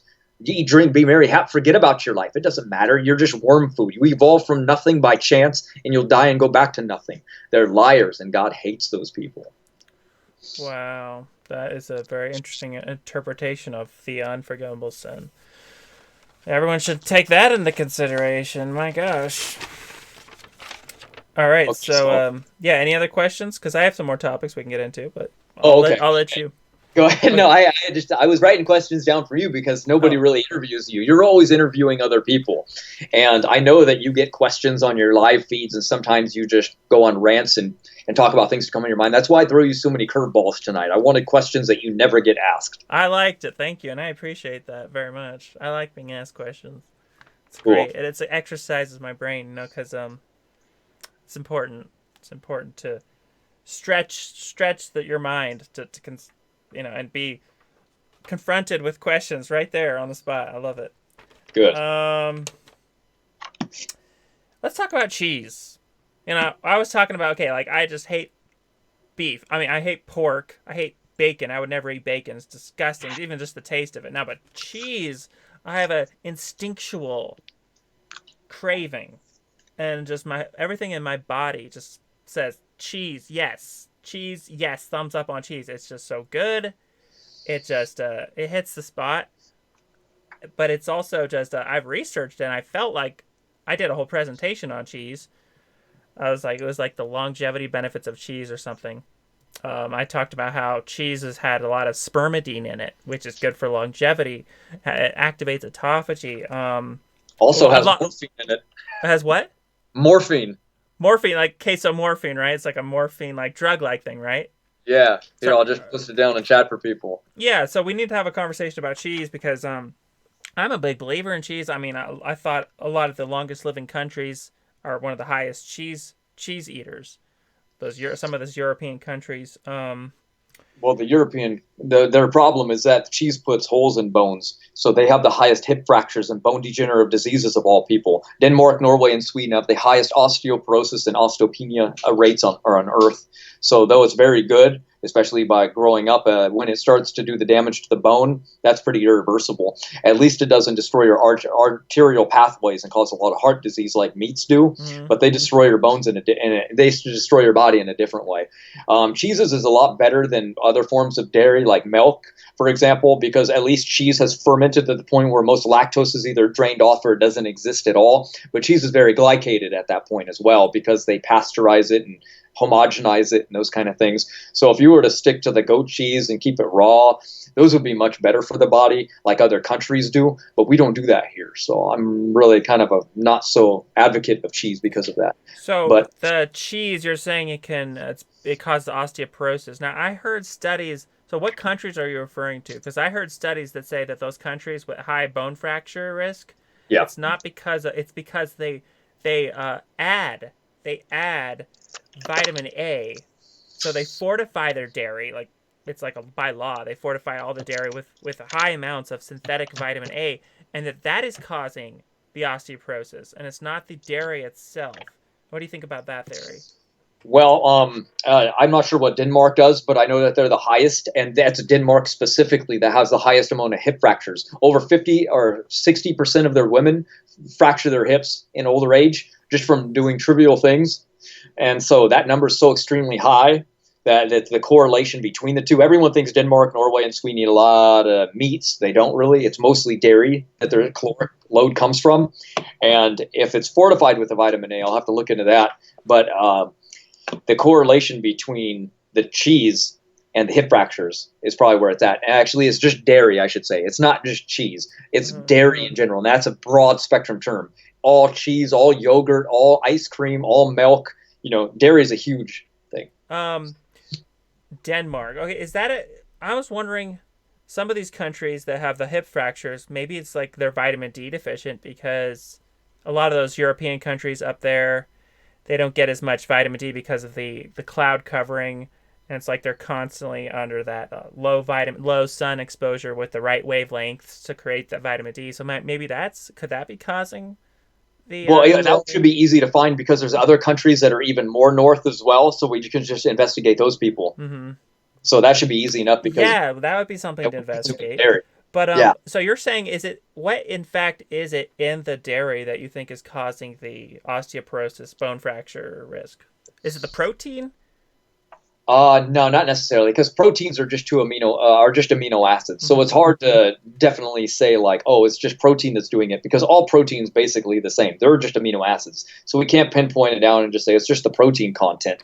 The only thing that's particularly damaging about the dairy casein, or dairy protein, is casein, because it's been shown to feed cancer. Because it spurs IGF-1 growth hormone. The higher that gets, the higher cancer rates go, and the higher casein is, the more it feeds cancer.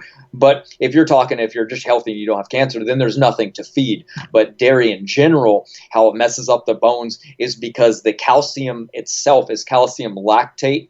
So they're talking about it being bone building, when actually, in reality, that's the last reason that it's actually building the bones. It's the other factors that are doing it, not the calcium. The calcium tends to be counter negative to bones. So I'll show you the study. Oh, so you're saying maybe it could be the high calcium in the dairy that's doing it. That's doing it, right? Okay. So have you ever talked to Matt Blackburn about this thing? Because he drinks raw milk. I wonder if you guys have ever had a debate about this topic of, because obviously he doesn't think it's a problem. So why? What would you guys? Have you ever guys talked about that? Because I know you guys talk. No, he wants to save that and go to war on his channel. Oh, really? Yeah. Oh, you guys are gonna have the war about milk? Plant versus animal versus plant. I love it. Oh, I want to be there for that. That's cool. All right. Whey is a lot better than casein. Whey was actually invented in the ancient Roman times by he's a very Hippocrates. Hippocrates was the first one to isolate whey. Now, whey might not have lactose in it, and it's a natural form, so it's anti-inflammatory. People cure all kinds of things with whey protein. They have a new form called hydrolyzed, which is water soluble, so that's pretty good. There's a lot of good things that can come from whey protein, for sure. I noticed that it's very mucus forming, so I avoid it, because mucus robs the body of cardio. When you lay down and you have phlegm in your lungs and you're taking a shower and you're like coughing it up, I don't want anything to slow myself down. And dairy is extremely mucus forming, and it's high in C-reactive proteins. It's just, there's a lot of things that are too negative for dairy to make me consider it a longevity food. If it doesn't boost your age, I just don't want anything to do with it. And I don't think you crave dairy or cheese. I think you crave fats and salt. And you can obtain those from other things. The thing is that satiates both at the same time. You know, when I crave those things, I eat olives. I eat these olives in here, and they're so good. And that's my station. They taste like cheese, but olives are more expensive than cheese. Well, probably not actually. But my go-to for cheese is olives. All right. Sure. Well, it should be really interesting. We have me eating dairy and a bunch of I drink raw milk too, like Matt Blackburn. So he drinks raw milk. It'd be interesting to see what happens to our health. We're like the guinea pigs. We'll see if the dairy is really bad or not. We need to get our bone density scanned so we can see if we're getting osteoporosis. Like, that's a test I would be willing to take. Let's see my bone fracture risk. Good. That would be fun. Actually, that would be really good. Bones are so important, more than you think. I think so much is correlated with our body. I think our immune system starts in the bones. The bone marrow, right? Adrenals are protected by the bones first. I think a lot of weird things. I think the bones are very, very important. So what do you think about eating bone marrow? Would that be good? Essentially, but then again, conversion rates, everything that bone marrow gives you, it's a natural form, right? It's giving you the pure vitamin A, the pure iron, the pure beta alanine, all that stuff. I'm fine with it, but I'm making my body do it. I'd be afraid of mad cow disease from eating bone marrow. That's pretty gross. That's wild. Yeah, that's wild stuff. Like the brains, like that one guy, Frank Schifano, eating raw brains. Go ahead, man.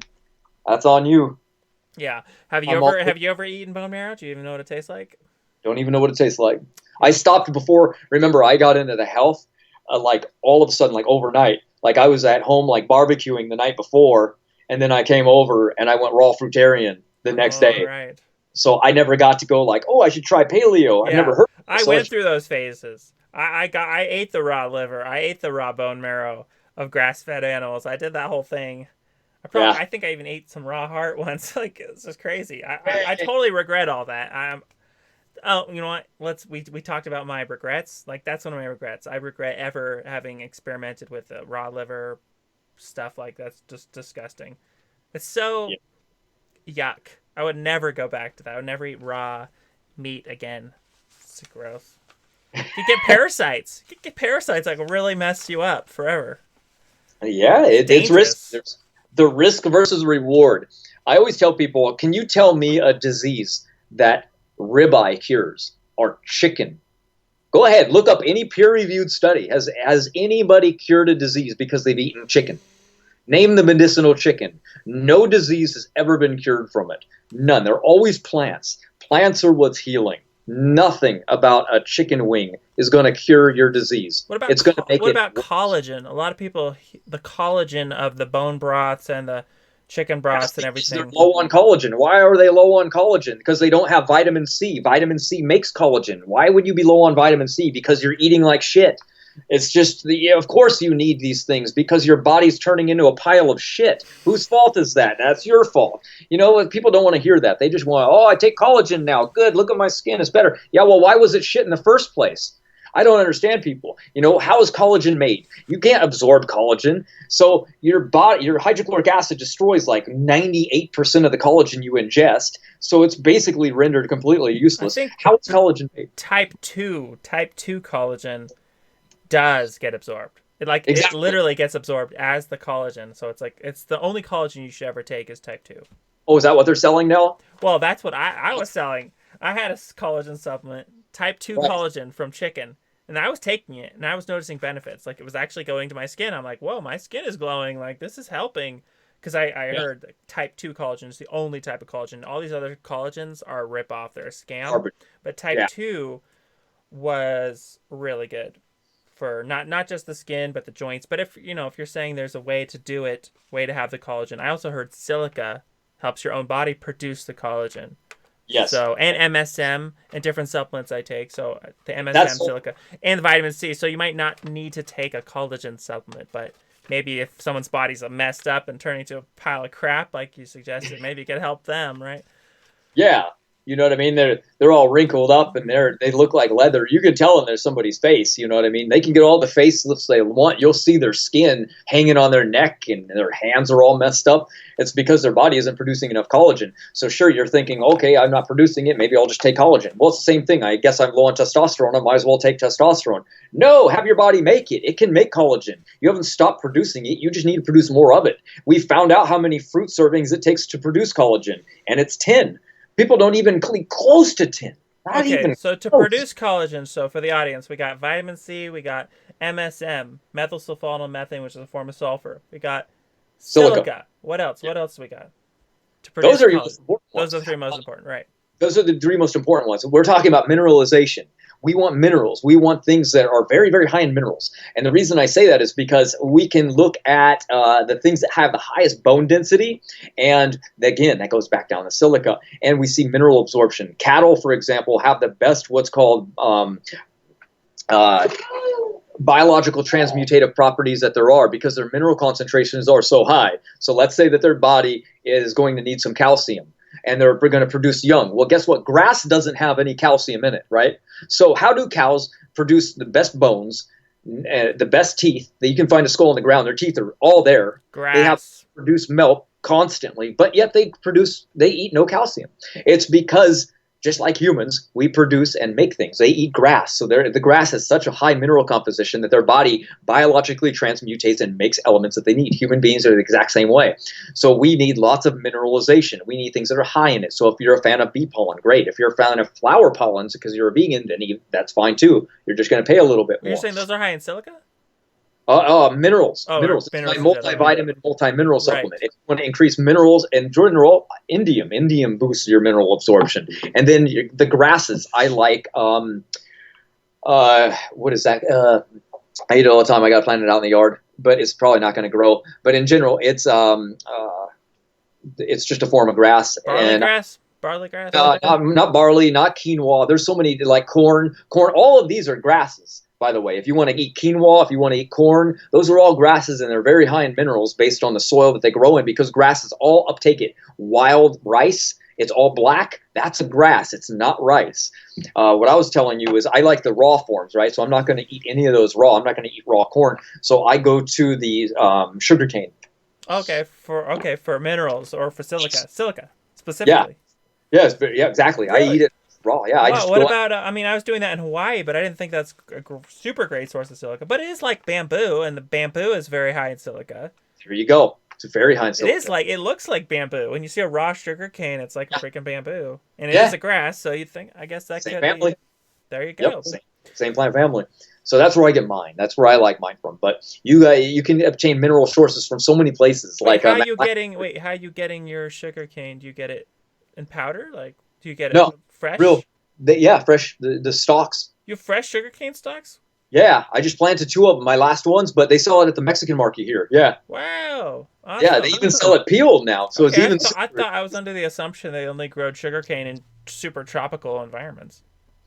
Nah, it can grow in a lot of places, but that's the best because it's a perennial. When it hits winter, it'll all die here, but it could grow all year round because it's a grass. So it's meant to be in tropics. So you waste 6 months out of your year for it not growing, but it doesn't mean that it can't grow. It just can only grow 6 months. And you just chew on it? Yeah, I just peel it open and eat it. Do you spit out the fiber? It's very fibrous. It's like Very wood fibrous. pulp comes out. Yeah, like the wood pulp, the outer side. Yeah, That would exactly. shred up your digestive system if you swallowed that. Oh, it would wreck you. Humans don't digest the green of that at all. Yeah. So Have you ever had a sugar cane juice?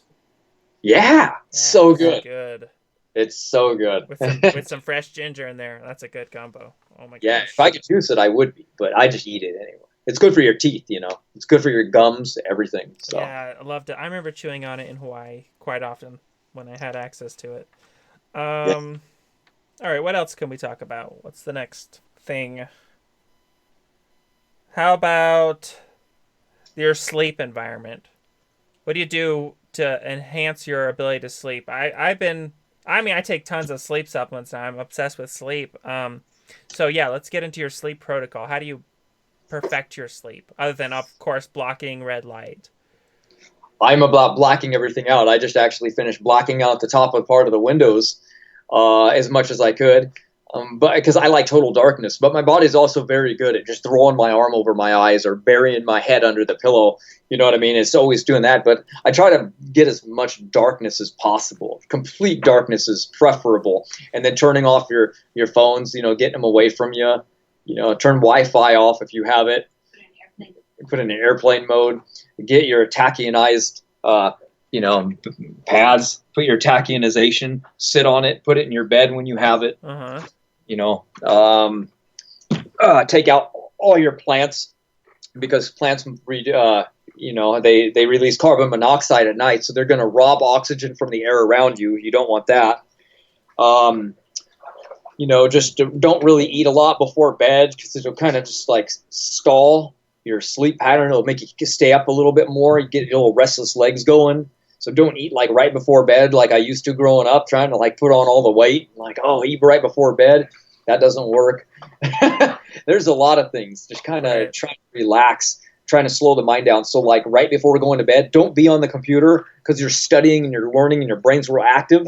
And then when you get off, you go to lay down and your mind's still like, I need to do this tomorrow. I need to do that. It didn't get a chance to think and slow down. Yeah. So it's kind of like watch a TV show and stuff. What How do about you you? think? What do you think is the best position to sleep in? Because I'm a stomach sleeper. I've somehow become addicted to sleeping on my stomach, where I can't sleep any other way. That's not good, probably. But what is that a bad way to sleep? Or I heard that maybe some people think sleeping on your side or your back. What do you prefer?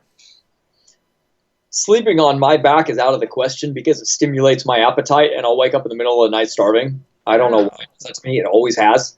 So I don't sleep on my back for that reason. Otherwise, I would probably do that a little more. I sleep facing down. I used to sleep on my sides, and then my injuries prevented that.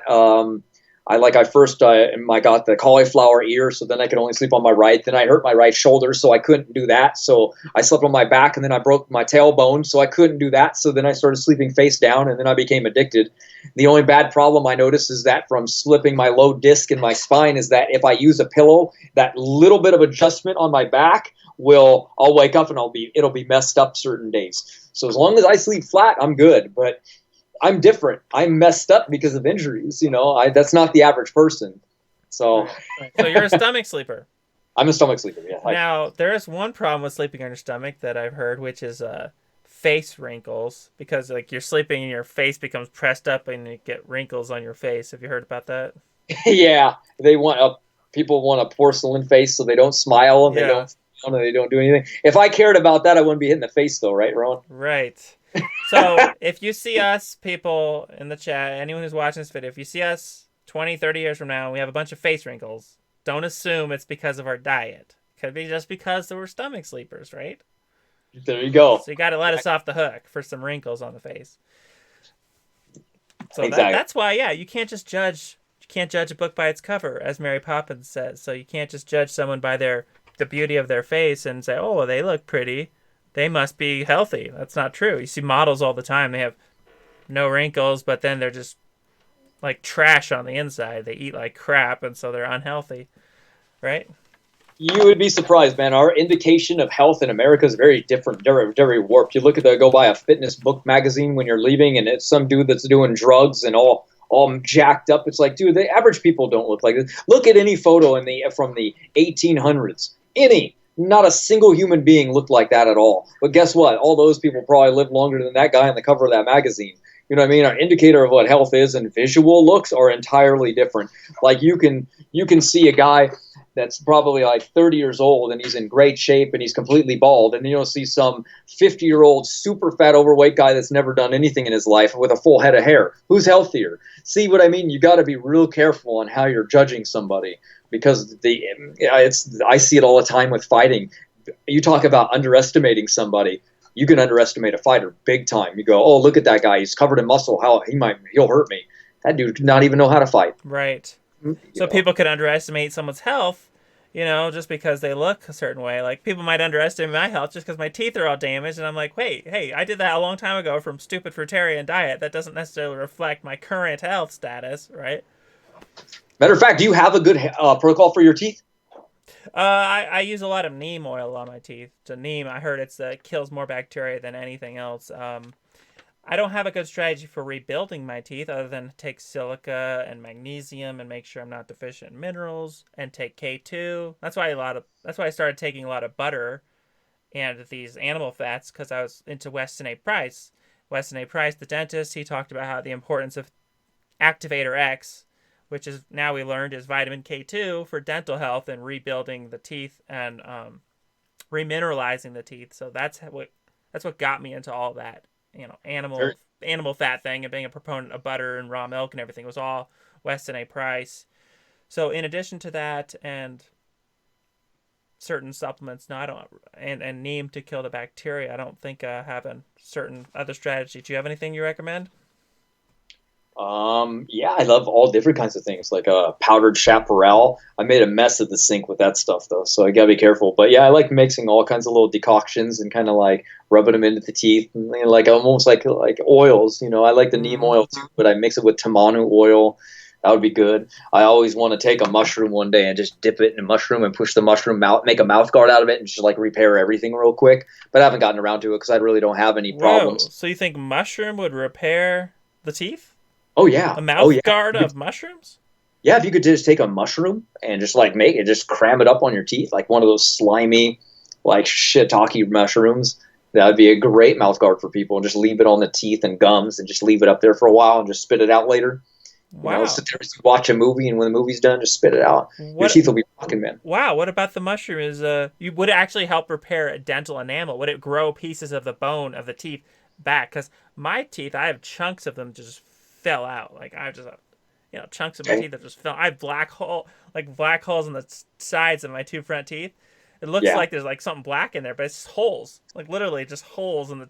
Oh no! Yeah, I messed up. Man. No wonder you hate fruit so much. Do you even have a favorite fruit anymore? Do you just like not even eat it? I don't hate fruit. I eat fruit. My favorite fruit is durian, but I'm not strict against fruit. I just eat it in moderate proportions now. Yeah. I love fruit. I love mangoes. Mangoes would be one of my favorites. Cherimoyas.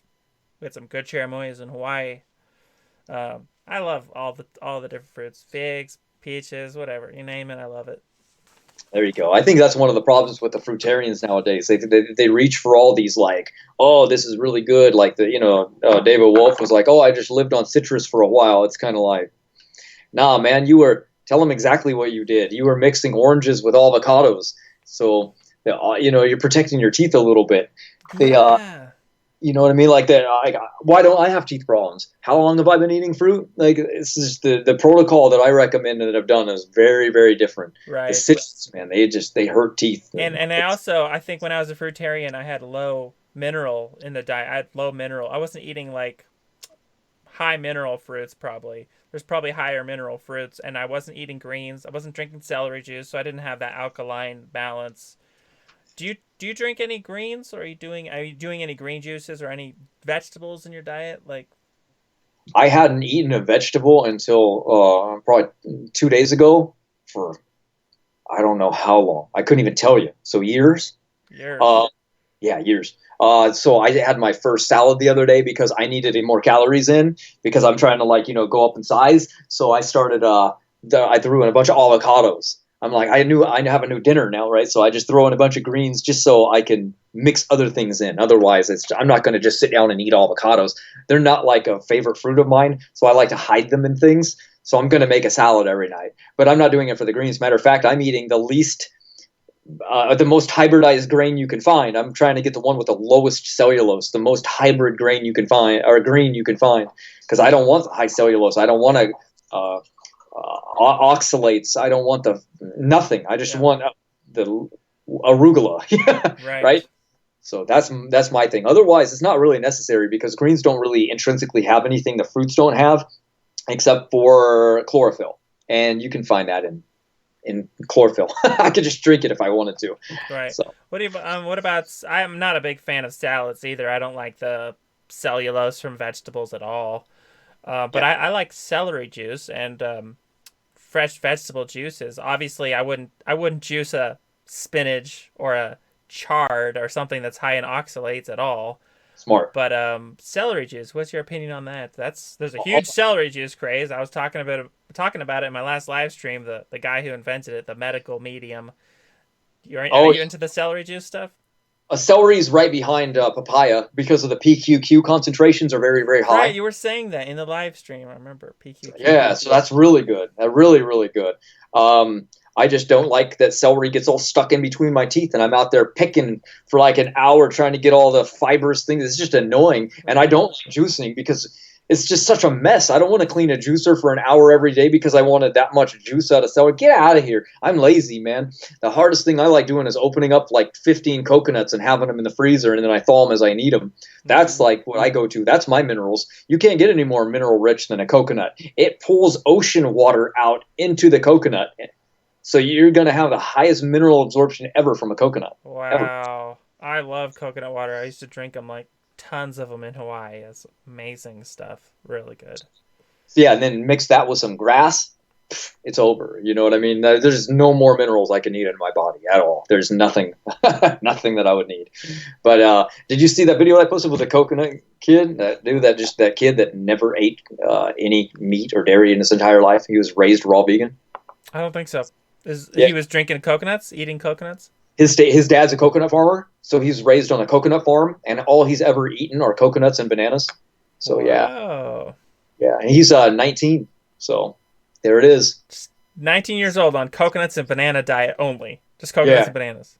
Yeah, I think he said in the morning he'll get up and he'll crush a bunch of coconut with banana into like a puree with some dates, and then throughout the day he'll just take a spoon and as the day goes he'll just eat coconut. That's it. It's all he's ever had. He tried cooked food once and he was like, I didn't like the way it made me feel. So he's been going strong. That video I found that from Marcus. He gave me that a long time ago. So this is probably 10 years ago. So he's probably going on almost 30 years old now. He's never tried anything. He's just eating that. And then I have that old man. He's 95. He's been raw vegan for 40 years. He's 95. He's out there doing yoga all hard. Wow. So Wow. So do you so you don't eat a lot of vegetables. That means your diet's mainly fruits, and do you eat much nuts or seeds? You don't eat dairy, so what are you eating exactly these days? no, I'll get up and I'll make a smoothie. I'll take a plantain. I'll keep the starch content real high. And unfortunately, it's hard to keep plantains ripe all the time because it's harder to find them organic. So one store sells them and they're always at the same ripeness. So it's kind of aggravating to like they all ripen at the same time, and then I can't eat them fresh, so I cut them up and I freeze them. Then I wake up and I want to eat them fresh, but I can't because they're not ripe. So I'll throw them in a blender. I'll blend them up with some other fruits and some goji berry. Go ahead. And are you doing that for the resistant starches, like to feed your Yes. probiotics? That's why you want the starch in the banana. Yes. Okay. I like the starches. That's Yeah, they starches are a little bit better on the insulin, things like that that. increases the butyrate content of your colon.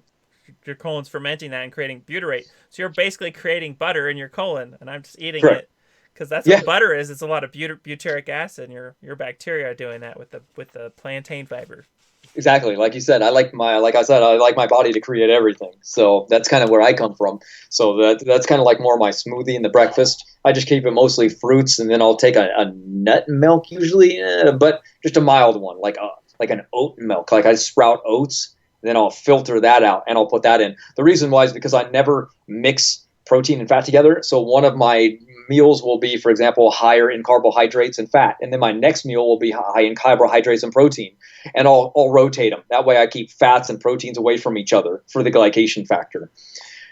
That's my strategy, and then lunch will come around, and it's just coconut as much as I can eat because one coconut's 1,500 calories, And these right? are young coconuts. No, only mature. You're munching down on the adult coconut meat, Yeah, and yeah. you swallow it and everything. That stuff is so fibrous to me. I hate like chewing that stuff. I just like my jaw would be so sore after just chewing just a small chunk of that stuff. Oh man, no, I'll show you. I'll go grab it now. Wow, that's like that stuff's like wood. It's good tasting and sweet. Now I hope it has been thawed, but I doubt it. But here's my. All right. So I strip it down so I can freeze it, Uh huh. and it's still frozen now. You're also stripping off that layer of like that would be phytic acid. I think that brown layer on the out of the coconut would have a lot of phytic acid. They do. I take that off, but these are big chunks, thick. Mm. That's a lot of fiber. That should keep your colon moving, right? I'm not really worried about fiber. I can't eat this and talk. The fiber will choke me. Yeah, like that's like I remember eating that stuff. It like chokes you. It's like that fibery stuff. I much prefer the meat of the young coconuts. The the young coconuts. Then the meat is very soft.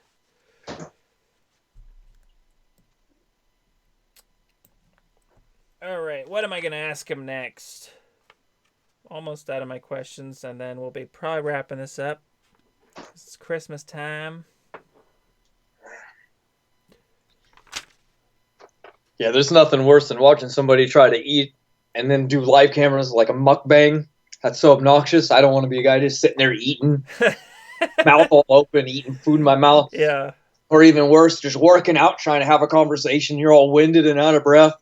Right. I'm like, oh man, come on. Do you have any other Christmas activities that you need to attend to? Because if you do, I can try to wrap this up quicker. Are you like waiting for something to do? There are people coming over, but we'll go for another like 20 minutes. How's that? Okay, sounds good to me. All right. So you were just talking about your diet, eating coconuts. Why don't you eat the young coconuts? I was Because like, they don't put the weight on. oh, okay. They're not satiating. I've tried young coconuts, and you can eat like tons and tons and tons, and you feel just like, okay, that wasn't like anabolic at all. Yeah, I don't think like I would even go as far to say that I don't think a raw vegan would succeed without like mature coconut being somewhere in the diet. I think it's that valuable. It's really absorbative. It's good. It gives you tons of calories that the young Thai coconuts don't. And when I'm done eating all that, it makes me hungry. 30 minutes later, I'm ready to eat again. Wow. So, I love that. So then I wake up, I have my carbohydrates, and they're all sweet. So then I eat some coconut, and now because that's just plain. It's like I'm not eating anything to me. All right. What's your carbohydrates when you wake up? What were you referring to there? Oh, the plantains smoothie. Right. Okay. Yeah. I'll just mix in kind of goji berries and all kinds of things like that. So whatever that mix is. And then later I'll do my coconut. There's my calories. Now my calories are out of the way for the day. So now I can just eat for fun or, more calories depending on how much weight I want to gain. Then I'll be like, okay, now I want something savory, right? So I can go for my, I used to do bell pepper stuff it with avocado, Mm-hmm. and then put like olives on it and have That's like good. little sandwiches. That was good, and that's why I was like, you know what, I should just do the salad because then I can put like 5 avocados in and just go crazy. Tons of calories, right? But it's just trying to find the right balance on like flavor is a little hard because I only use a few ingredients. I put olive oil on, and then wheat-free tamari, and then avocados, and then maybe a few olives, and that's it. Real simple, man. Real simple. Yum. That's my whole day, and more than enough calories. And if I wanted to go up more in weight, I would either add another meal or I would just eat more anabolic food, like I'd supplement in more protein. But I don't want to be on supplements, you know what I mean? I don't want to be powdering all the time. And I was doing that for a while. I was like, this just doesn't seem natural. Mm-hmm. It's like protein powder supplement. Oh, protein supplement. If my body has to fight to put that much weight on, then it's not very natural. I like being able to maintain a natural form, right? So if it's not keeping me naturally strong and fit, then I'm supplementing everything. It just doesn't make any sense. Like I know that's for a bodybuilder, but that's their life. They care about how big they can get. Mm-hmm. They don't eat 11 meals a day. What's natural about that? Nothing. But they don't care about that. They just want to get as big as possible. That's not my goal. My goal is longevity. So Right. So with your coconuts, you're getting some MCT oil. Do you ever supplement MCT oil on top of that, or no? no, my fat content is probably already really high with avocados that high, with Right. that many avocados and that much coconut. It's probably already off the charts high. So Right. So do you eat more fruits when the fruit season comes around? Like more yeah, sweet fruits and stuff?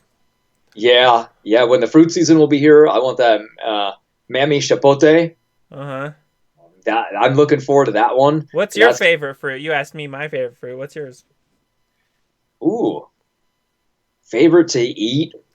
Uh, I really don't eat it much because it's not like gonna keep my weight on because I'm so thin. But I love like watermelon. Like a good cold fresh watermelon is so good. I could just eat like the entire thing. But it's like a whole meal of just drinking water. Mm-hmm. That's Right. probably it. I can't. Nothing really comes to mind except for that. So I guess that must be my favorite one. Savory olives, no doubt. A good olive, I'll eat that. But when I want something like sweet, yeah, probably a watermelon. And these olives you get, are they brined olives? Are they in a brine, or are they salted, or what are they, or not salted? I'll grab them for you. Okay.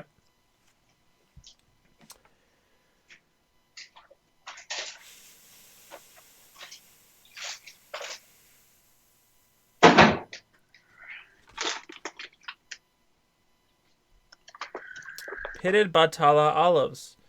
So Batija.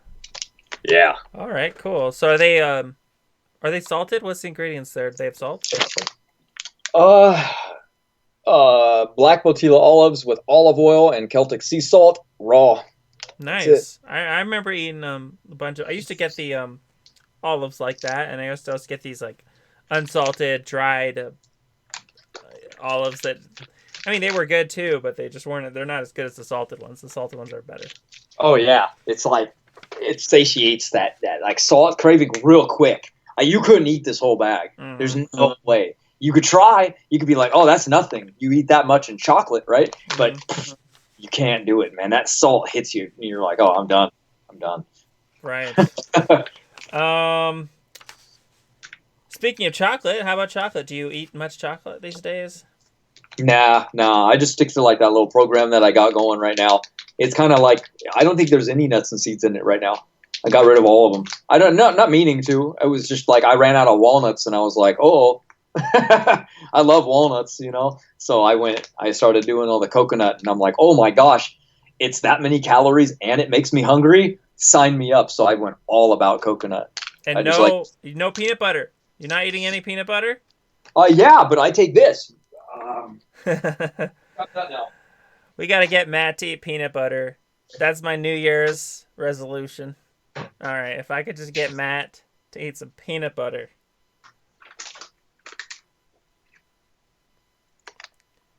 Oh, peanut powder.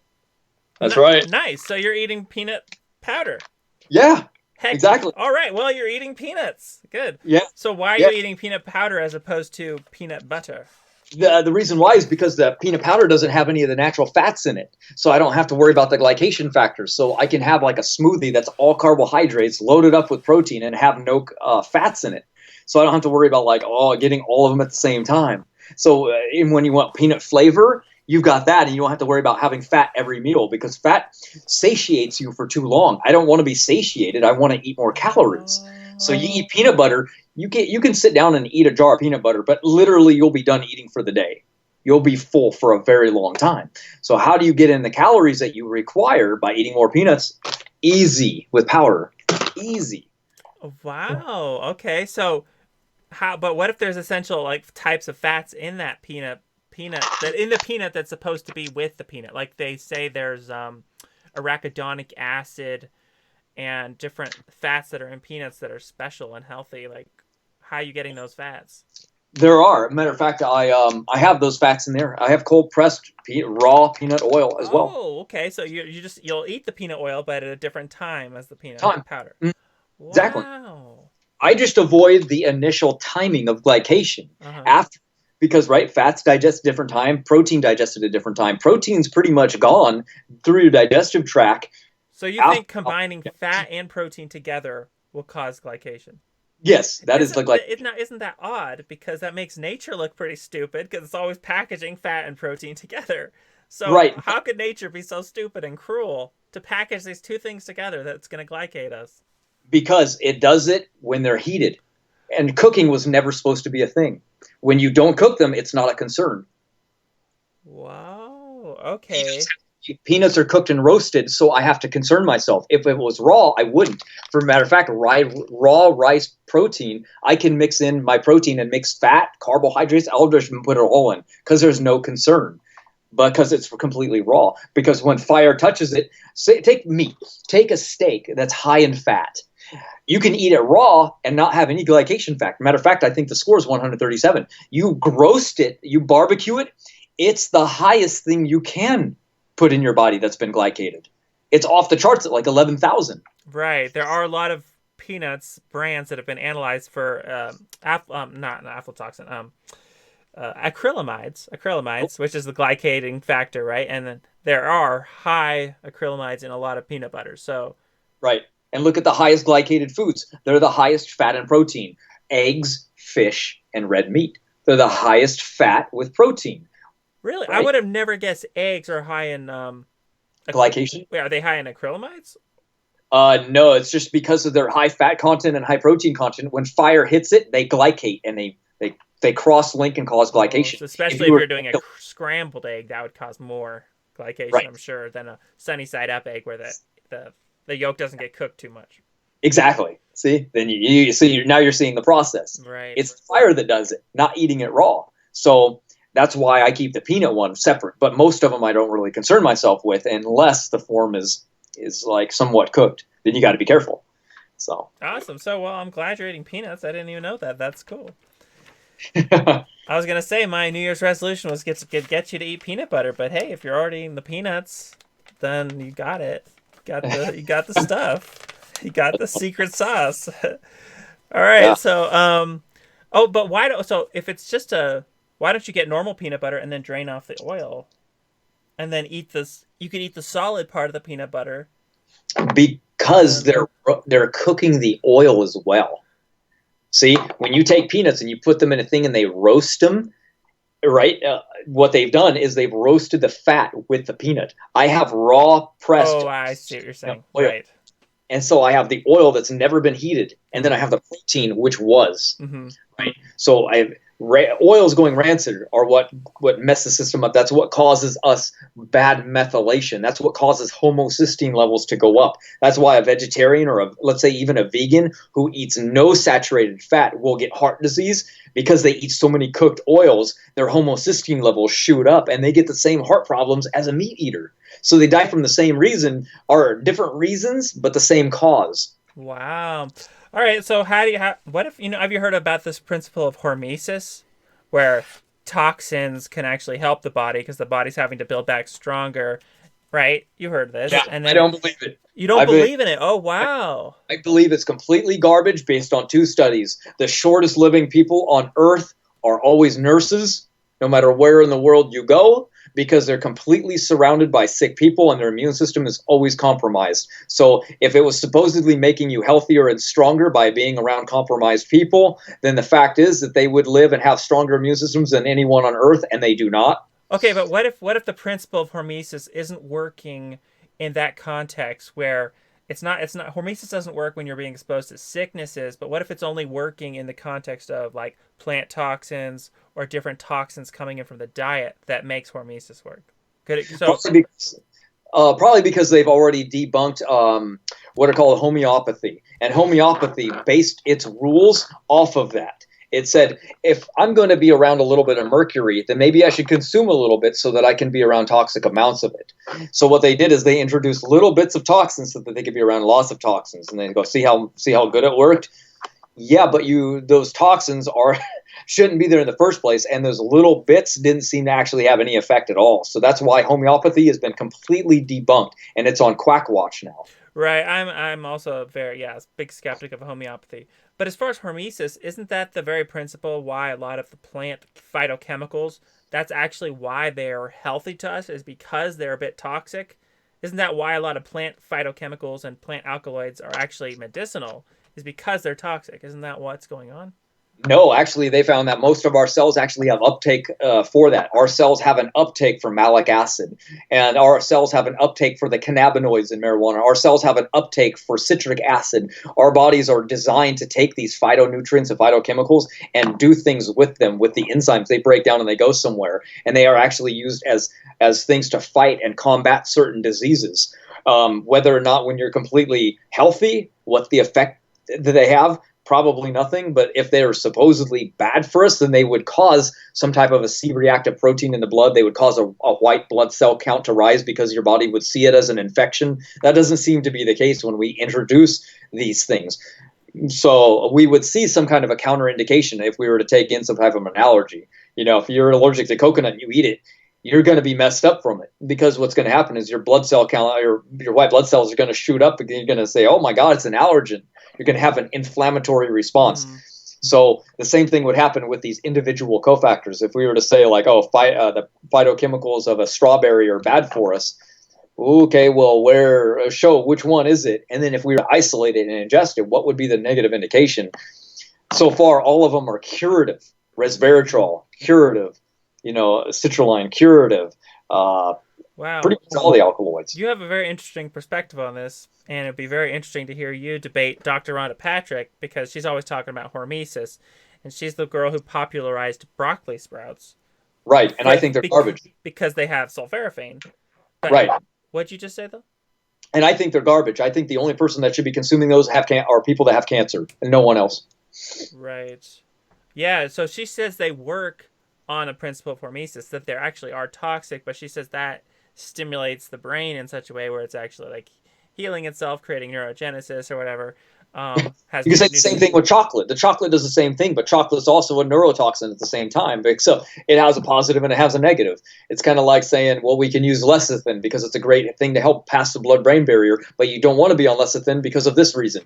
There's its positives and negatives. So I said, for a disease, sure, I might recommend something, but normally I would never recommend it. Right? Mm-hmm. You have Crohn's disease, I'm going to tell you to eat a raw egg yolk every hour. If you don't have Crohn's disease, I'll be like, don't eat eggs. Right. So how about quercetin? That's a different plant phytochemical that you're into. I know you're into quercetin. Yeah. And are you saying our bodies have actually like receptors for quercetin, or is it? Because if not, the only other way quercetin could be helping us is through the hormetic principle, that it's actually kind of toxic. How do you? No, I think the quercetin is absolutely absorbed into the body. It's just not absorbed very much, but we do have receptors for it as well. I would definitely say we have receptors for it. Onions are one of the first foods of people. You know what I mean? It's one of the first things we grew. So, I love onions. I take a lot of onions. Yeah, I have no doubt saying that that's a good prebiotic, probiotic. It's great for a lot of things. It's a strong element. It's good for vision.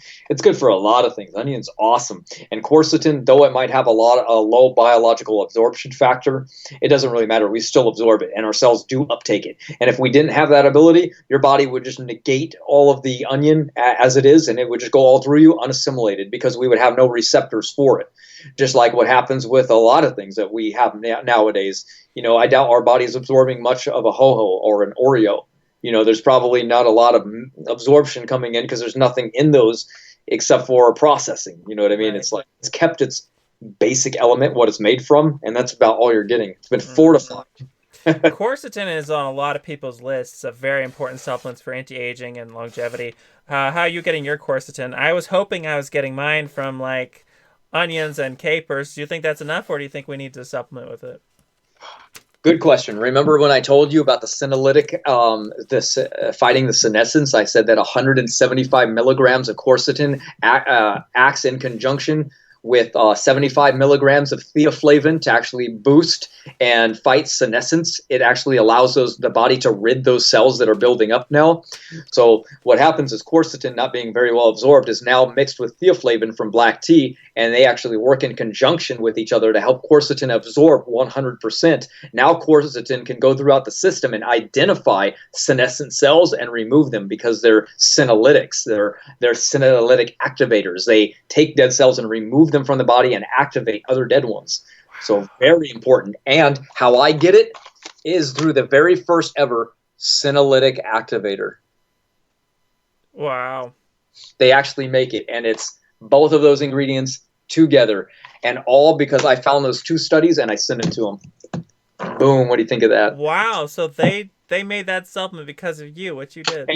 I think so. And they also burned me last time as well because I actually came a long time ago and said, you guys have a superoxide dismutase supplement and you guys don't even enteric coat it. So how does it pass the hydrochloric acid to the stomach? And then I said, what I would do is I would encase it in gluten, because gluten always passes the hydrochloric acid to the stomach, and it always gets into the small intestine where we know it opens because people with celiac disease are gluten intolerance. And so we know that it opens there. So they did it, and they never even gave me any props whatsoever. I noticed that their superoxide dismutase is now encapsulated in pure gluten. Now, who else would have told them that? Who else? Come on, you kidding me? Nobody's in coming up with that stuff. I live and breathe this stuff, so I think they took my ideas. And remember who was talking about senolytic activators from the PubMed studies? I was on your channel months and months and months and months ago, and now guess what? They have their first supplement out. Awesome. Like when I was at my parents' house, so like a year ago, I was telling you about the senolytic activators, and now they got it. So senolytics work kind of in the same principle of autophagy, or a similar principle, where they're just getting out old cells. In the case of autophagy, your body's eating them. Is that similar to the case of senolytics? They're excreting them. Exactly. Okay. They're like melting them down and getting rid of them. They're like destroying them. Kind of like, how there's different ways of killing a parasite. You can burn them. You can suffocate them. You can starve them. There's different ways. Like colloidal silver essentially melts them. It melts them away. That's exactly what that's doing. It's melting those dead cells. It comes across them and just eradicates them. Wow. You're like, kind of like taking too many antioxidants, kind of like hurts the intestinal, thing as well. It's like taking too much. Your body's like, what the hell is that? So you're overdosing on quercetin, but that's the purpose of it, because it's a senolytic activator now. Wow, that's definitely important. In addition to autophagy, that's definitely an important process for anti-aging. Speaking of autophagy, so I was counting on getting all my spermidine from cheese to help my autophagy. How are you getting your spermidine if you're not eating cheese? How do you make sure you're not getting spermidine deficient? Because the deficiency of it is not really linked to anything that we know of. Like I've never. Well, how do you know that like extra like supplemental amounts of spermidine from a dietary source wouldn't be very good for you? It is high in peas. It's higher in mango as a source from food. It's high in soy, but do you eat a lot of soy? Well, remember I put wheat-free tamari, which is just straight soy, on my salad, and I do eat mangoes. I just eat them dehydrated instead. All right. And legumes. So that means that when I eat carob pods, and mesquite. I also get it. So yeah, I just So probably get it. you're getting a decent amount of that's highest for those who are interested. It's highest in cheddar cheese for those who are interested. Who are going to go the cheese route and experiment on themselves like me. But yeah, spermidine. Look into that if you're not familiar with that, people. There you go. If anyone even watches this. Yeah. Any other topics? Because I guess we should probably wrap it up because it's Christmas. I'm gonna let you go. Here you go. I'm going to put in the old studies that I had for senolytic activators from my book. Oh, great. And matter of fact, let me just post. I don't know if I can post all that, but If you know who I'm gonna watch this eventually, I'm gonna watch this again, and so it'll be at least a benefit to me in the future, so I can remind myself of this awesome conversation we had. You know, in case I forget. there you go. See, your memory thing again. We got to get you good. Mm-hmm. So, hey, I got to fix you up, man. But I would imagine if your protocol had been working on the brain by now, it would be there. And remember, we were going to make that spark tonic. I take a lot of lion's mane. That's supposed to do the neurogenesis. I take CBD oil for neurogenesis and as an anti-inflammatory for the brain. I take Trehalose, which is supposed to destroy the plaques, the Alzheimer's plaques. So it's supposed to doing it all right. Clean out my brain. You know what I need more on my brain as a more hot cold water therapy on my head, because I don't get enough circulation to my head because I'm in a situation where I don't get to take that many hot showers all the time, you know. So I need to try this. Once I get that, I'm sure my brain will come back a bit more. Try this, man. Set up the sink or the bathtub and put like hot water in there and put your feet in, and then put cold press on the back of your neck. Pull the circulation from your feet up.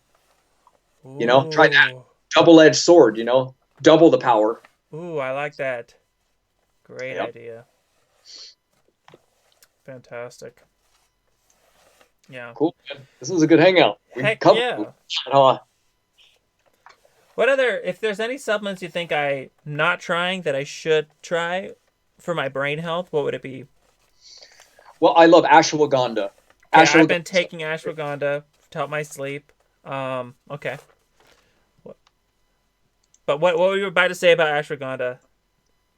It's just one of my favorites because you can take it every single day because it's a superior class herb, and it's not many things are daily doses where you don't build up some kind of an allergy to.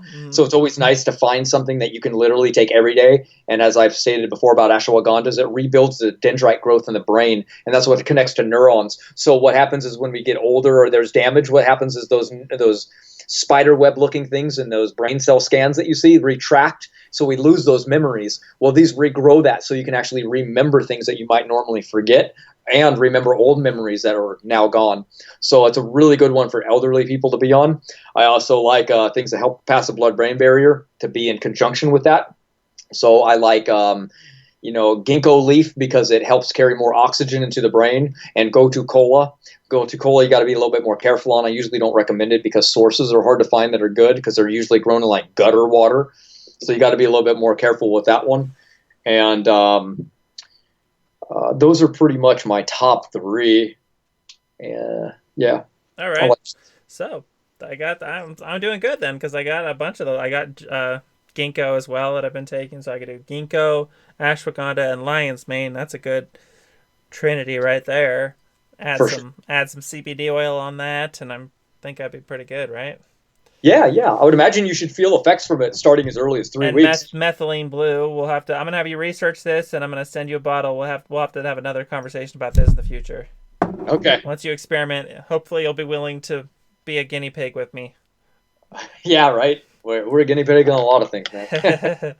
All right. Well, I guess we'll end it. Let's end it because this is the Eternal Life Fan Club. Let's end it with giving our reasons why we want to live forever and our hope for the future of the next year, the New Year's. Awesome. I'll let you go.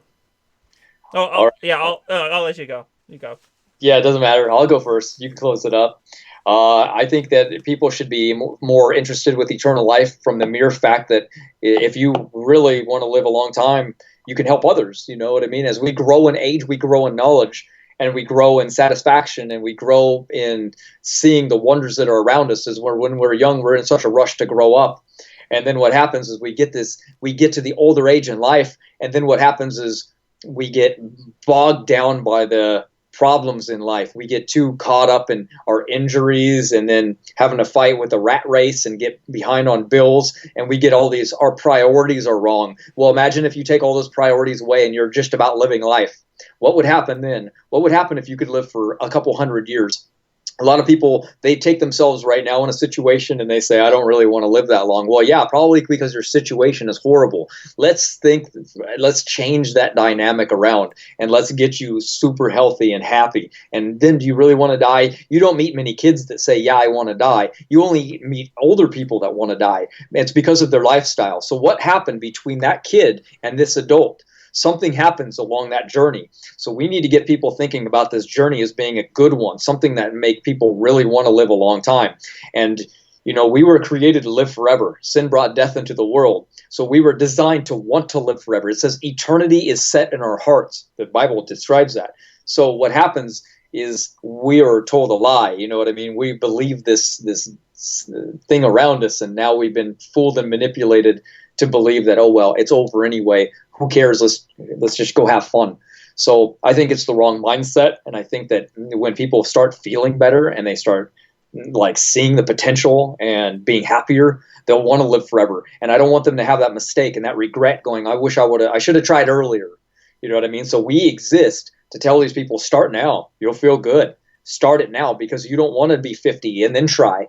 Like Ray Kurzweil, he might miss that whole thing that he's lived his entire life for, called the singularity. He's waiting for that merge, and he's on the verge of not making it because he waited too long to start caring. Yeah. And now he's in full regret. Yeah, he's putting his trust in man, and that's what the Bible says not to do. He's just basically putting his whole eternal life in the trust that these scientists are going to figure it out in time for him or something. Yes. It's pathetic. That is not good. That's not good. And like you say, they're losers. Why would we want to be a loser, right? I mean, why? What was it? One of those? Well, to be fair with Ray Kurzweil, at least he is taking a lot of supplements, so he's doing a lot on his end, on his side, to make sure he lives as long as possible. But he needs to be doing more, right? We all do. Oh yeah, I just meant the general public too. Right. But a lot of people would even say, like, why eat healthy? Why obsess over it? Why trip out so much? It's kind of like, well, why not? I mean, you're going to be in the hospital with health problems later, and you're going to have to pay for it then. So it's kind of like, you reap what you sow. I can eat all the foods that I'm eating, and I really have no negative counterindications. So there's no regret to be had. You know what I mean? Everyone else is eating for their flavor. So they look at me and they go, oh, you're going to regret not eat that. What are you talking about? I have willpower. You know what I mean? I don't regret eating coconut. It's not a misery. It's not like I'm sitting down eating raw oatmeal porridge. You know what I mean? It's a different mindset. So change your mindsets around, and then you see the importance of it. Like, I don't know why more people don't want to live, but when I put myself in their shoes, I can see why. They don't see a better side of the coin. They only see the negative side. So it's too bad, really. Yeah. Well said there. We have a question from Transhumania in the chat. It says, how long before I'm supposed to feel the effects of lion's mane? Since it's an adaptogen, I'd assume several weeks. Well, I've been taking lion's mane for 3 or 4 months. Really high doses, too, and I haven't felt anything from it. But I don't know. What do you think? I told earlier, I think the average time it takes to feel things in the brain is 3 weeks, and then up to 3 months. So that's like your window. If you don't feel it by 3 months, it probably doesn't do anything for you. If you feel it like at 3 weeks, it's in your bloodstream. It should be in your brain. Think about your blood-brain barrier. One red blood cell out of every 258 pass your blood-brain barrier. So it takes a while to get in there. Right? But one blood cell, that's super slow. The reason why is because it's protective. It doesn't want to let things into your brain. That's what's the danger of solvents too. You're drinking alcohol, your blood's thin, the brain barrier's open. It's just letting everything in, all the trash, all the damage. So you've got to be really protective of what you want in. That's why alcohol can be used as a good thing, like lecithin or any solvent really, DMSO. And you could take lion's mane and add it to it and help it get into the brain faster. But I guess it just depends. What are you going to feel? It shouldn't be a feeling. It should be memory. You should be Right. like, oh, I'm able to remember more. I remember when we're on a live feed, I'm coherent. I'm able to recall things on a quick-witted response. I'm fast, and my reflexes are quick. That's what you should probably notice. Mm-hmm. Um, what about CBD oil? I know that's came up a few times in this conversation. Do you take it yourself? I take it. What? Do you like it? No, it's more like if I had it, I would have probably given it away anyway because it's so good for cancer. So it's Really? hard to just take it when I'm like when I've got it, when other people need it way more. It's so good for cancer. You wouldn't even believe how much research has been done recently on it. Wow, that's good. I Incredible. didn't know that, so I'm having a side benefit there of protecting against cancer. All right, I guess we'll wrap it up. I liked what you said there. That was a good ending speech of yours. And I would just add on that I think a lot of people just don't understand the reason they don't want to live forever is they don't understand how amazing the future is going to be. Like I ask my employees, my coworkers at work all the time, like why don't they want to live forever? Or I ask them, do they want to live forever? And they usually say no because they say the future would suck or something. It's like the reason people don't want to live forever is not just because they don't enjoy their lives now, is they don't understand how good the future could be in the future, how fun it's going to be, how awesome it's going to be. I mean, even look at the trailers of like the video games that are coming out now, how amazing they are. It's like just imagine the games in 1,000 years. It trips your mind how cool they're going to be and how like we can get in virtual reality and just simulate any situation we want. It's like how So they don't. it's So they like don't. yeah, literally like we can create our own heaven on earth in the future, and that's what people don't get. They want to live. They don't want to live forever because of a what if. I like that. That's crazy. Yeah, it's just Isn't that insane? people don't get it, but that's our job. We're gonna tell them how cool the future is gonna be, and we're gonna make it happen. All right, thank you guys for showing up in the chat. Thank you, Matt, for talking with me on Christmas. Have a Merry Christmas and a Happy New Year, and we'll do Yes. this again. All right, Eternal Life fans, out. Bye bye, everyone.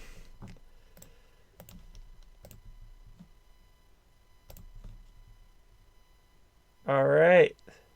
Woo, we're done. That was cool. Good job. You know, I've sent two other things to another organization as well. They're called it's called creation.com, and they're a young earth creation organization, and I sent them two things recently that are going to turn